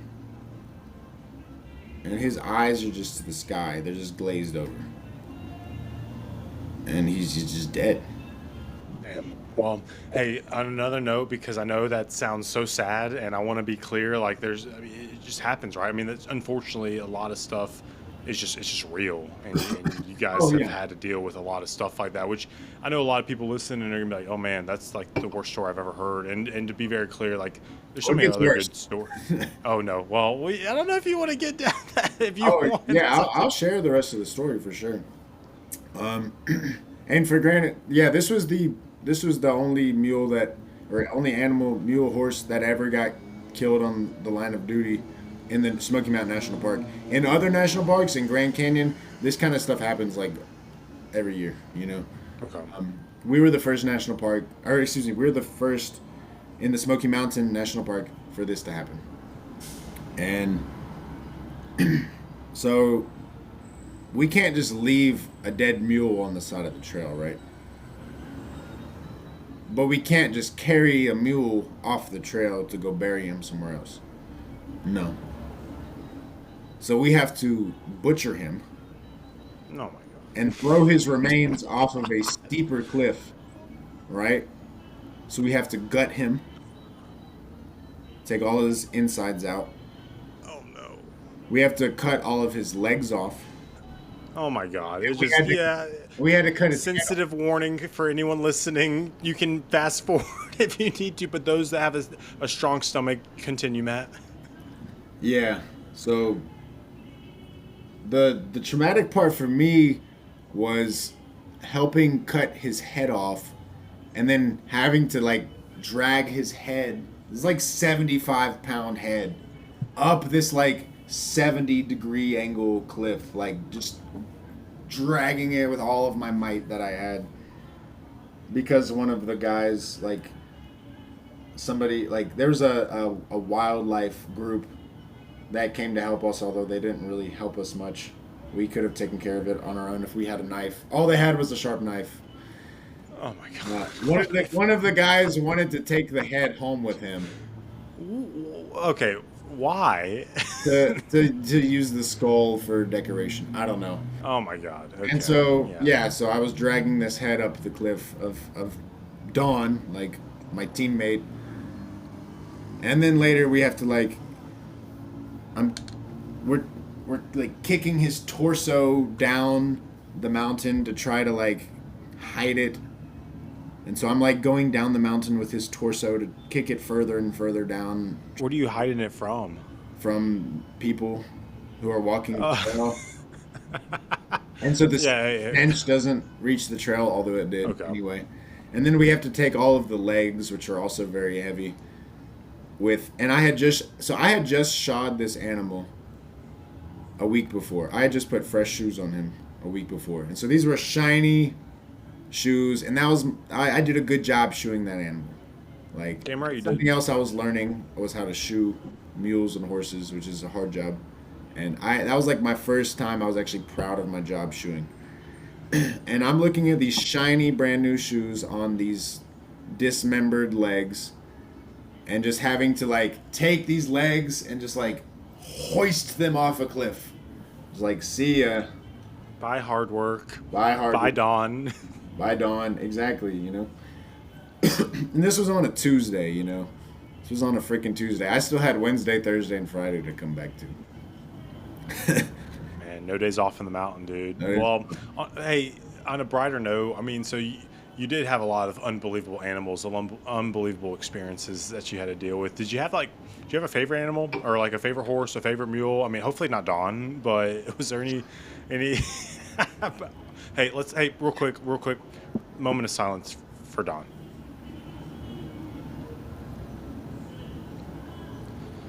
Man, that's pretty tragic to deal with, but I mean that's just life Oh in the wait, Great Smoky Mountains, dude. Here's the spooky element of this. If it wasn't spooky already, so the next Wednesday, right, was 9/11.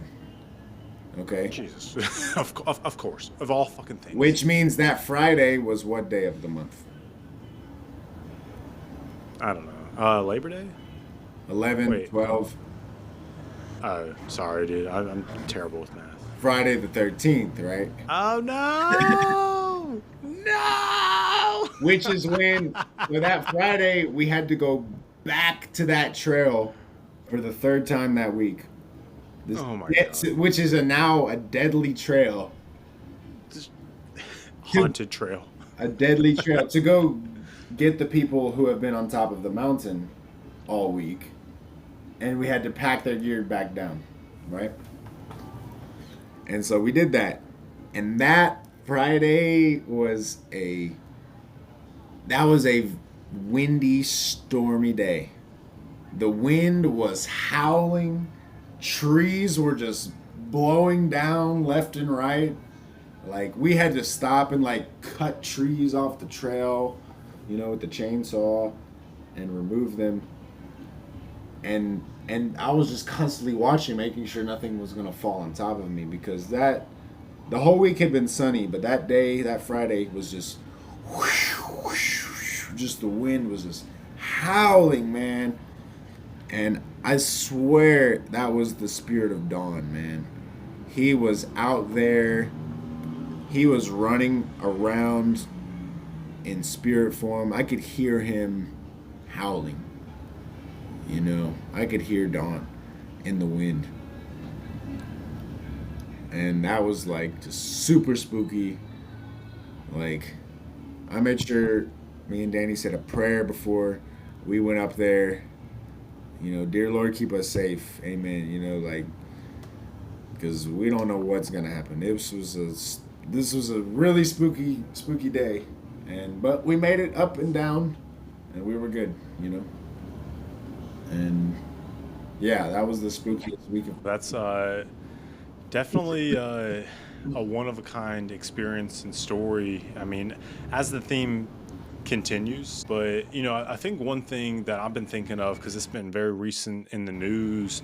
I mean, this job has changed your life. I mean, and for me, I loved, again, kind of living vicariously through you. As I mentioned, dude, you became a mountain man. Every time I see you, you got bigger and bigger, stronger and stronger, just living out there and living your best life. But the national park system provided you with just such unbelievable opportunities that have just helped you learn, grow. It's helped me. You've educated me in so many different ways. But now we're seeing in the news that there's been for better or for worse, man. I mean, a lot of people are dealing with it. There's federal funding that's just continuing to get cut, and the national park system. I mean, places that we love and cherish, a lot of cuts going there. And I know this is something that you've been passionate about because, again, the system has given you just such unbelievable opportunity from an internship where you were able to work as a translator. All the way to a mule packer where you just learn so many life lessons that you're going to be able to carry with you for truly the rest of your journey here. But man, it's such a passionate topic for you to talk about. What's going on with this defunding and how has it impacted jobs and opportunities like the one that you had? To be honest, I'm not really sure how it's being impacted in Smoky Mountain National Park, but I do know that there is a significant reduction in force. Even considering that national parks have always been underfunded and have never had enough staff because there's always been currently there has been over $1 billion of back labor, work that has not been done yet that needs to get done because the national park is just lacking so much money, so much funding, so much work. They rely so heavily on seasonal work and stuff like this, and there's billions of dollars of facility maintenance and trails maintenance and things that just they can't keep up with, right? And now that gap is just going to get significantly larger. Bathrooms are gonna take longer to be cleaned, historical structures are gonna take longer to be preserved. There's going to be less preservation and maintenance of the forests and the landscape. And, even considering the current administration also wants to get rid of environmental protections of a lot of these places, national forests, national parks, in order to like open oil wells and mining and things that like that don't belong on national parks. You know, these are places that are intentionally preserved for the enjoyment of the public, taxpayers. These are some of the only public lands people have access to in general. You know, most land in the United States is privatized. Most natural landscapes people would enjoy, are they would be trespassing if they went there, you know, because the property ownership.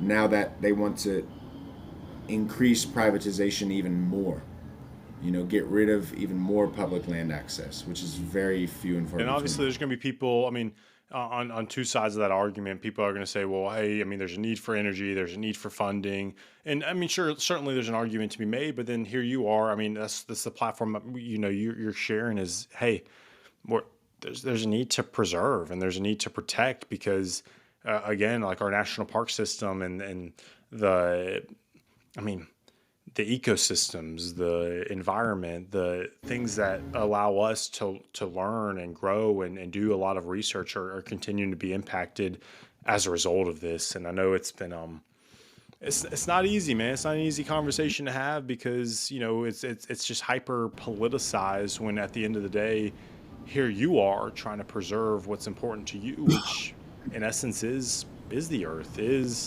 yeah, is your backyard, is a community that you've called home, which is a pretty unique story as well. I mean, you live in with some friends and family that at least those that you consider family with the Eastern Band of Cherokee. So, I mean, hey, what was that experience like living within that community? I mean, obviously very respectful. I know who you are and how you've dealt with that, but that's kind of unique as well because I, obviously who you are, white male. It is what it is, white American male.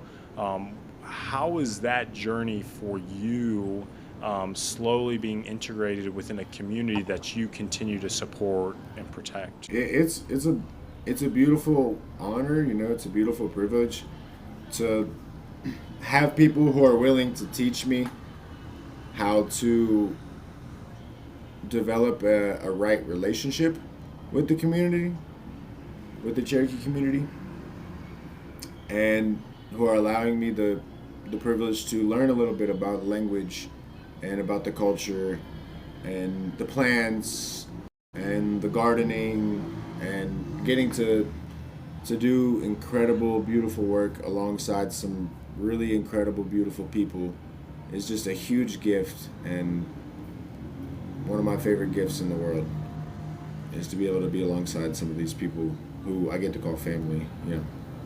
Man, that's so beautiful. And another beautiful story of yours that I just didn't expect to hear is, and no offense to you, man, was that you've been up there for a little while, and something about you is, you've never been the type of person to settle down.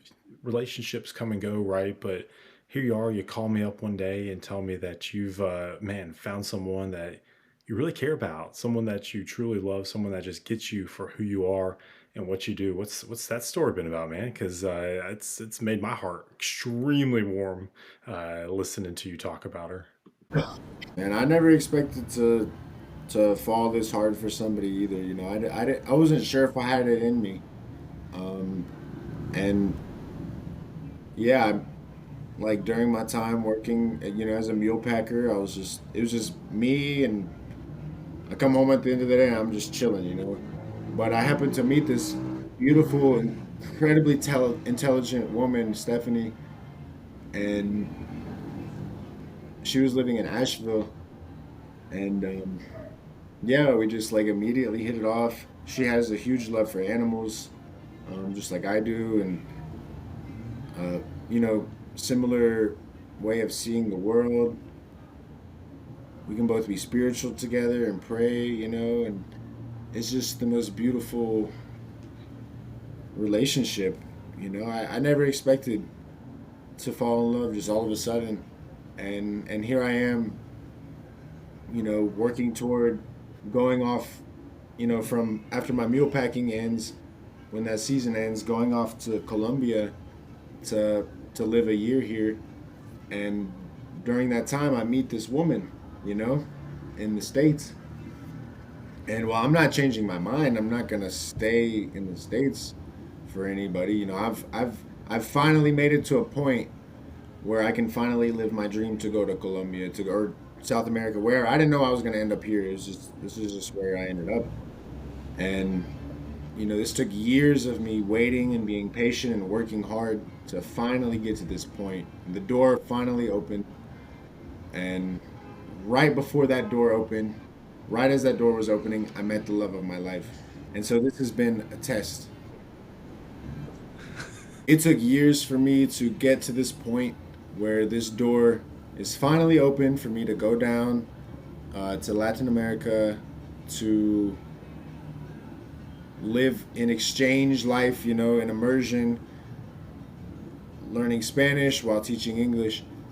And, so much had gotten in the way. And I finally, the door opened. And right as that door was opening, I was also falling in love with somebody, which I never expected. And yeah, here I am in Colombia. I came here anyway, and I'm in a long distance relationship.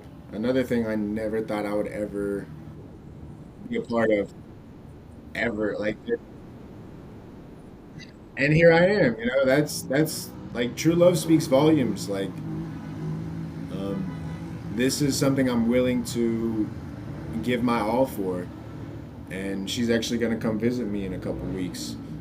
I'm super excited for that. It will have been like 3 months that I haven't seen her, and so yeah, this is like really important for our relationship because we're having to build the foundation of it through just communication, you know, nothing else. Like, this is just communication. That is the foundation of our relationship. And so this is what's making us built to last. And I'm super grateful for this time I get to spend by myself on my journey here, alone in my own apartment, in a city, in a country I've never been to, getting immersed in the language and the culture, and yeah, continuing to fall in love with somebody long distance who is just my partner. She's my complement. She's like more than I could have ever imagined for myself. And I'm just super blessed, and pray, thank God, thank Mary, like I've made it to this point in my manhood to be able to endure something like this and to give this to a woman. I mean, y'all got a really beautiful story, and I guess the one thing I'm curious about, Matt, is what's been the hardest part of living in a long distance relationship? And I know obviously communication is the key, as you were mentioning, but how have you guys continue to stay connected and communicate living in two separate continents? You know, I we're looking at it optimistically as a blessing, and seeing that by having this distance together, we're able to, I don't know, like manifest a stronger future together and a stronger bond. Because, like I said, the communication aspect is pretty much all we've got. And I guess the hardest part is like developing the skills to be apart from one another for so long, especially since our relationship is so young. And, we were really just together for several months before making, this commitment to being long distance, and wanting to work on that, continue to work on a relationship at a distance while we're still getting to know each other essentially. And so, yeah, I believe the hardest part is getting used to that, and now we're getting used to that, and I'm so grateful that she's coming over here soon, because that way, it's a way to continue stoking the fire, reminding ourselves about the love and the connection that we have, and just the power and the magic that unfolds when we're together. When we're together, we manifest glorious things, and we amplify our our destiny, basically. Like, things seem to align when we're together, and doors just open for us, and we get to walk right through them. And people see that. When people see us together, they're just in awe. They think, wow, I've never seen people glow like that. I've never seen people who are just in a flow state together so strongly. And having people remind us about that is just so beautiful, because it allows us to realize the power that we have together, and how we're the ones who are made for each other. Man, that is, dude, I'm so happy for you. And I'm sure it's also nice. We spoke earlier about how you didn't have a phone and you were off the grid. I'm sure FaceTime is a nice asset too, just because I've enjoyed picking up the phone and no matter where you are, being able to call and FaceTime you. So isn't it nice to be connected to the world again?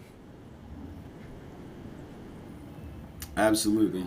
I just got to pull this little square out of my pocket and press a button, and boom, I get to see my beautiful family members, my beautiful girlfriend. And yeah, it's amazing. I'm grateful for technology. Yeah, no, grateful for that. Grateful that we don't have to write letters and send them out of order, just kind of like our grandparents did, man. But as we wrap things up, Steph's coming down to see you. I'm pumped for that. I'm looking forward for an opportunity to come see you and visit a new country and just a continent that I've never been to either. But I'm thinking about all the places that you've been, all the national parks that you worked at. Kind of curious, as we switch subjects and kind of go through a little rapid fire towards the end, man. What's one national park that you haven't been to yet that's now on your bucket list? Maybe some of the ones out west, like Olympia in Washington, or the Redwoods out in California. I would really love to see some of the ones on the West Coast that I just hear are just incredible. And now hey, real quick though, I'm wondering, so a lot of people, especially here in North Carolina, maybe know of the Great Smoky Mountains National Park. I know there's a lot of visitors that come in, obviously you working in the tourist system. What's one thing about the park that maybe people don't know? Is there any like hidden places that someone should go visit? Some places that, as you're hiking through the woods with your mules and stuff, that you really found to be a hidden gem in that state park, kind of here in our great state? You know, Getting to be a mule packer in the park, I got to see a lot of incredible places that most people don't ever get to see. For one, because they're deep, deep back there, and yeah, it's getting to see a lot of that, on horseback was pretty profound. In terms of specific locations, I think I should just keep those a secret. If you don't tell me offline, I'm gonna have to reconsider our relationship. No, but there really are some beautiful places. I know we were talking about Bullhead Trail being, a deadly trail, a dangerous trail. Even not with stock, with horses and mules. But that's a place I would recommend people go and check out, because it's also one of the most beautiful trails. It looks like it doesn't belong inside the Smoky Mountain Park. It looks like it belongs somewhere in the desert. The way the landscape is. It almost reminds me of a canyon. Mm-hmm. I guess, are you in a gorge? Are there mountains? I guess describe it if you could, so that as we're listening, we can kind of paint the image in our own brains. So it's LeConte Mountain, which is a really tall, steep mountain in the Smokies, and the Bullhead Trail is a 7-mile trail that goes from kind of the outskirts of Gatlinburg all the way up to the top of LeConte. And the whole way, it's like I described before, this landscape had been burned back in 2016, and it's still healing, it's still recovering. And so the earth is bare soil, bare rock, There's no big trees at all. They're all short little saplings, pines and locusts.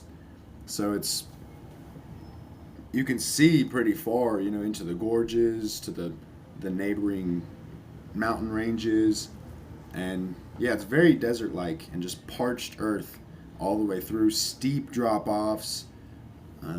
You make one wrong slip. The trail in some places is only a couple feet wide, and so you make the wrong move and you can slip off the edge, tumble into the gorge. So quite gorgeous place. I would recommend going for the adventurous type, and the ones who like those kind of open landscapes to feel like they're transported to somewhere else. Hell yeah, man. And I know, kind of switching gears a little bit, you talked a lot about instruments, your love of music. Do you have a favorite instrument that you played? Because I know every time I've seen you, you've picked up so many other new instruments. Growing up playing the drums in our shed, picking up the guitar. I've seen you play accordion. I've seen you play just so many unique instruments, mandolin that you had for a little bit too, Matt. So any favorite instrument that you love playing? Percussion's always going to be my go-to, whether it's a drum set or some, bongos, hand Little drums, box drum. box Oh drum, yeah. anything I can participate with my hands, with rhythm. That's what really makes me happiest in terms of musicality. Now, what about an instrument that you're learning to play or haven't picked up yet? Anything on the list? The accordion. I inherited the accordion from our great grandfather Rous, who was passed down to our great uncle Bill, and then skipped a generation and it came to me.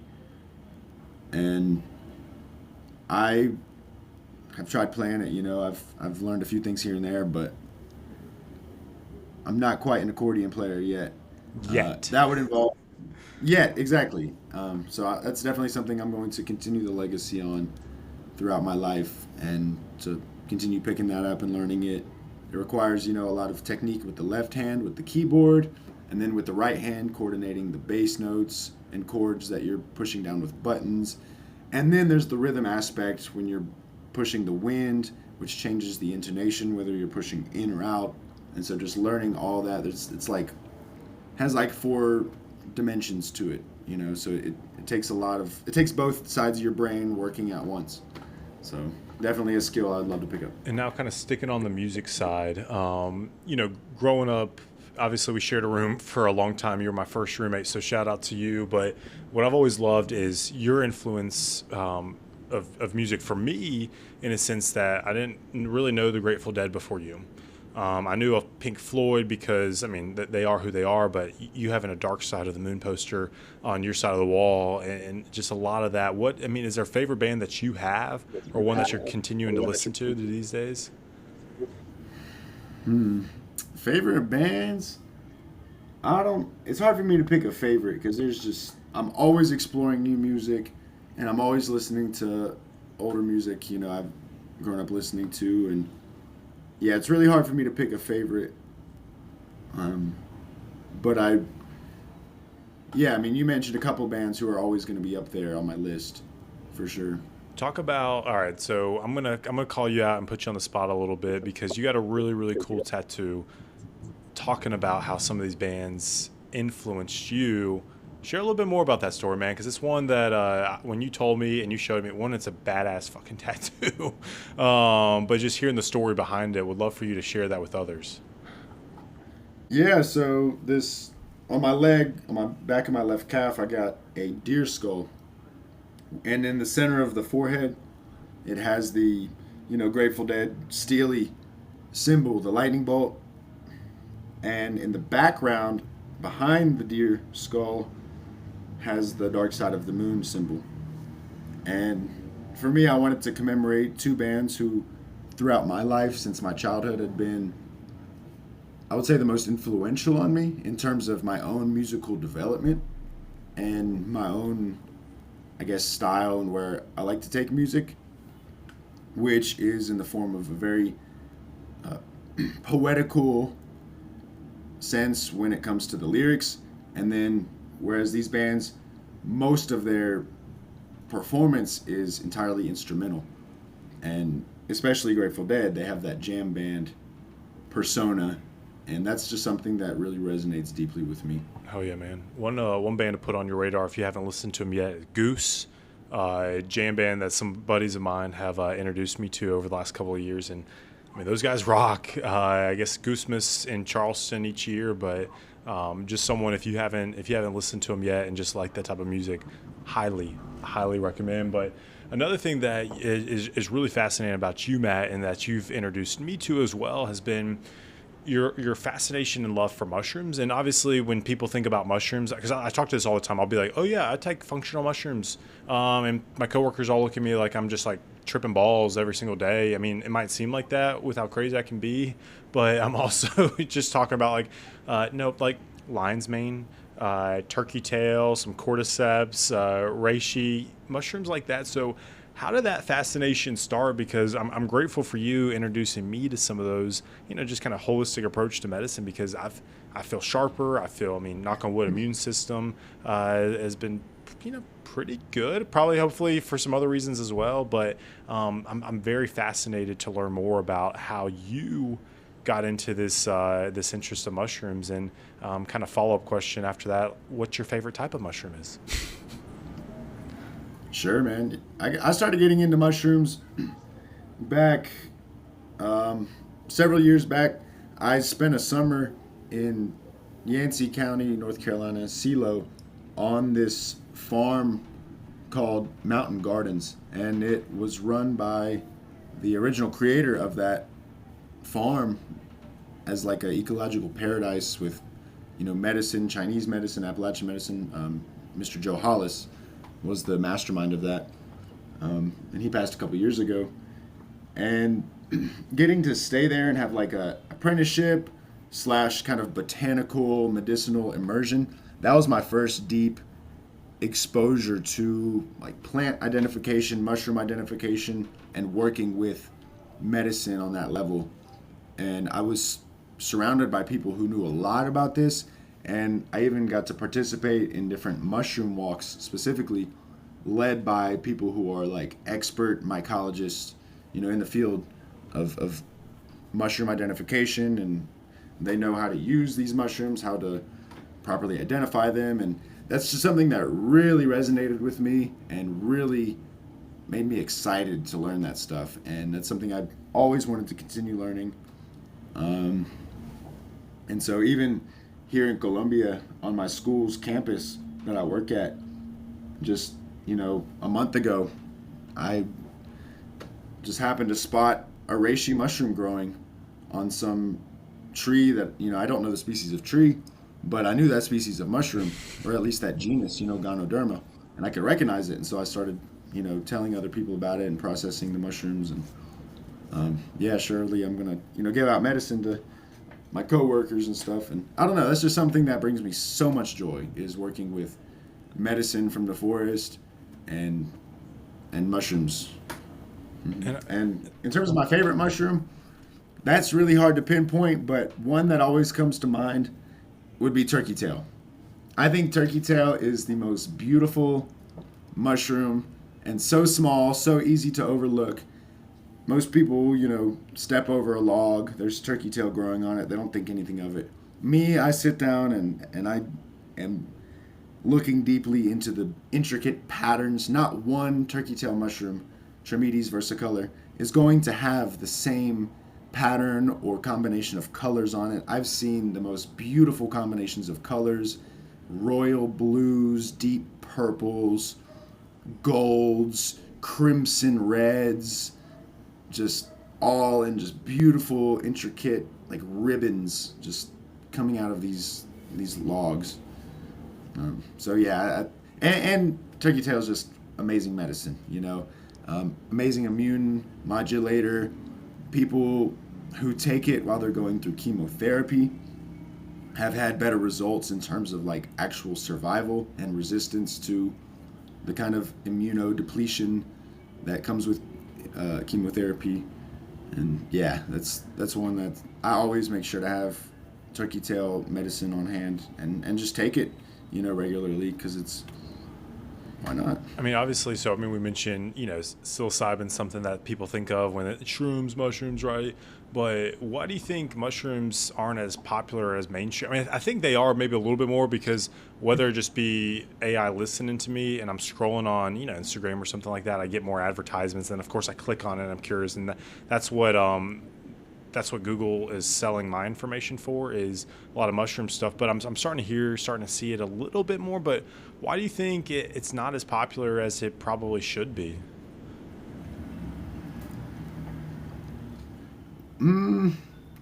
So a lot of that goes back just to European culture. Europeans traditionally we have had this mycophobia in our cultures, to where growing up, I can remember hearing people say, if I'm a kid and I like even touch a mushroom, it's like, oh my god, no, go wash your hands. Oh no, you're gonna die. Like, and so people have this association with mushrooms as being these disgusting, deadly, you don't want to mess with them creatures. And surely that's not necessarily the case. And, people have been using mushroom medicine since the dawn of humanity. Indigenous peoples and people all over the world. But now, in kind of mainstream globalist culture, yeah, it's not a big thing, but it's starting to catch on because the Western Eurocentric science is now starting to look into that and validate the claims that people have already known for millennia. Native peoples have been using mushrooms for millennia. Yeah, no, that's awesome. I mean, And hey, I take my daily dose every day. Got a few different strains that I like to. I mean, I got little gummies. I mean, but I've done tinctures before. I mean, shoot, I'll never forget you during Christmas time going in foraging for mushrooms and bringing back, I guess, a nice little big oyster mushroom that you cooked on the skillet, heated up for us. And God, man, I'm like you. I mean, I love all different types of mushrooms, but I'm interested in learning more because I don't know, man, this holistic approach and this thing that I don't know, it's just outside the norm, be different. And it's certainly helped me. And as you mentioned, I mean, some folks going through chemotherapy, it's helped them. I'm sure there's other cases as well, but I mean, even just a little lion's mane and cordyceps, sharper brain, more energy. Incorporate that into your daily diet, and hey, maybe you see if you get the same results that we got. yeah, mushrooms could easily be the future of humanity in terms of if we're able to figure out sustainable ways to harness their abilities. For example, people are learning how to make plastics that are biodegradable with mushrooms. People are, making medicine with mushrooms, and people are finding mushrooms, or yeah, finding and training mushrooms to decompose things people initially thought were non-decomposable. Somebody, a few years back found the right strain of oyster mushrooms that was able to eat used cigarette butts. And we just ate that over People find, Christmas. Wait, what? yeah, right. And people find mushrooms that are able to eat radiation. Like, for example, in Hiroshima, forgive me, I don't Hey, know if no, I'm so getting hey, the let's name look right, it but up. Hiroshima mushroom. in Japan, they're finding that there are actually mushrooms that are thriving to consume kind of radioactive waste.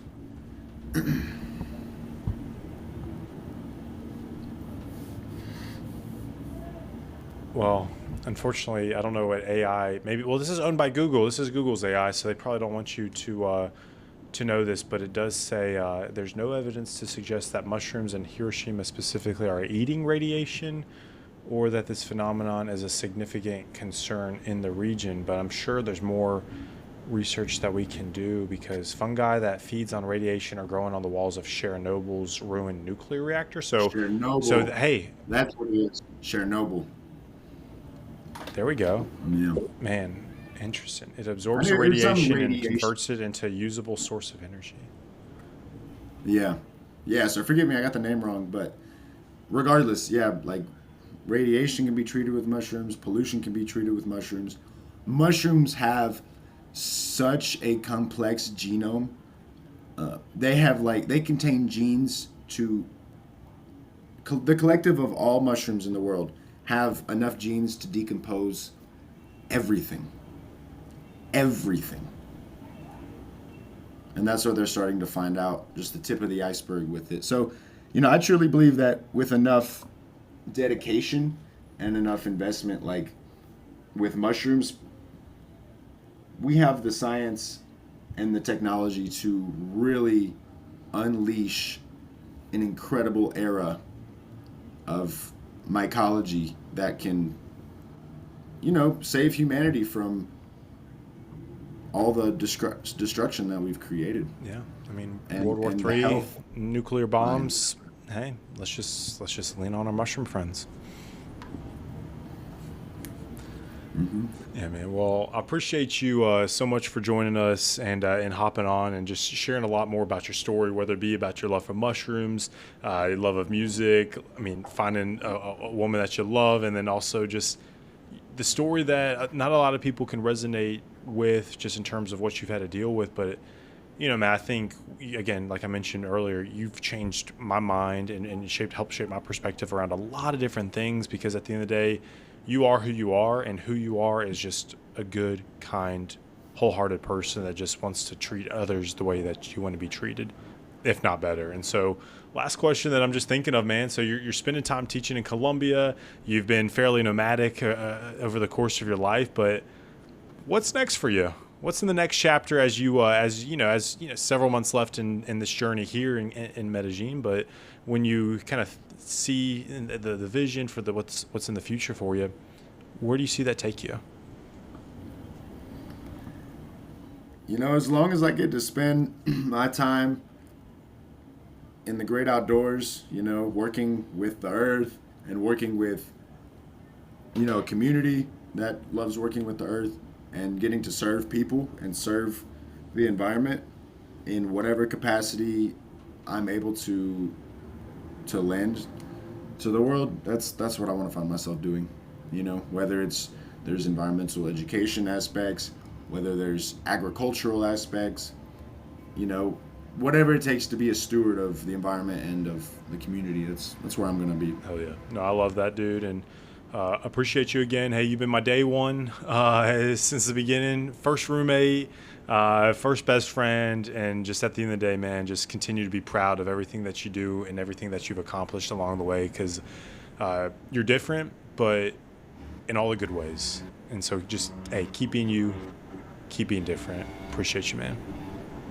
Yes, sir. No doubt about that. All right, man. Hey, talk to you later, bro. Peace. Love you, brother.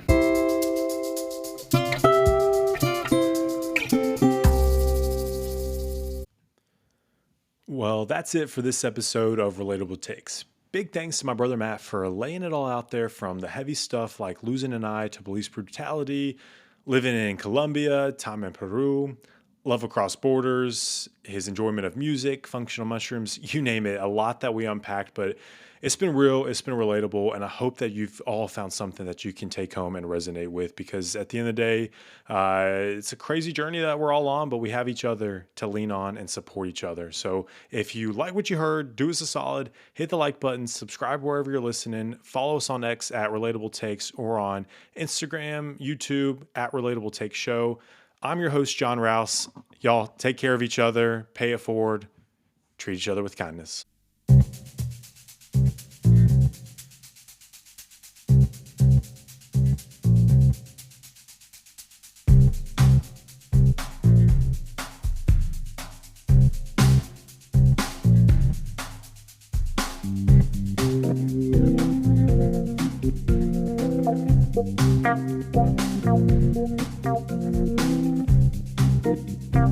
Wow.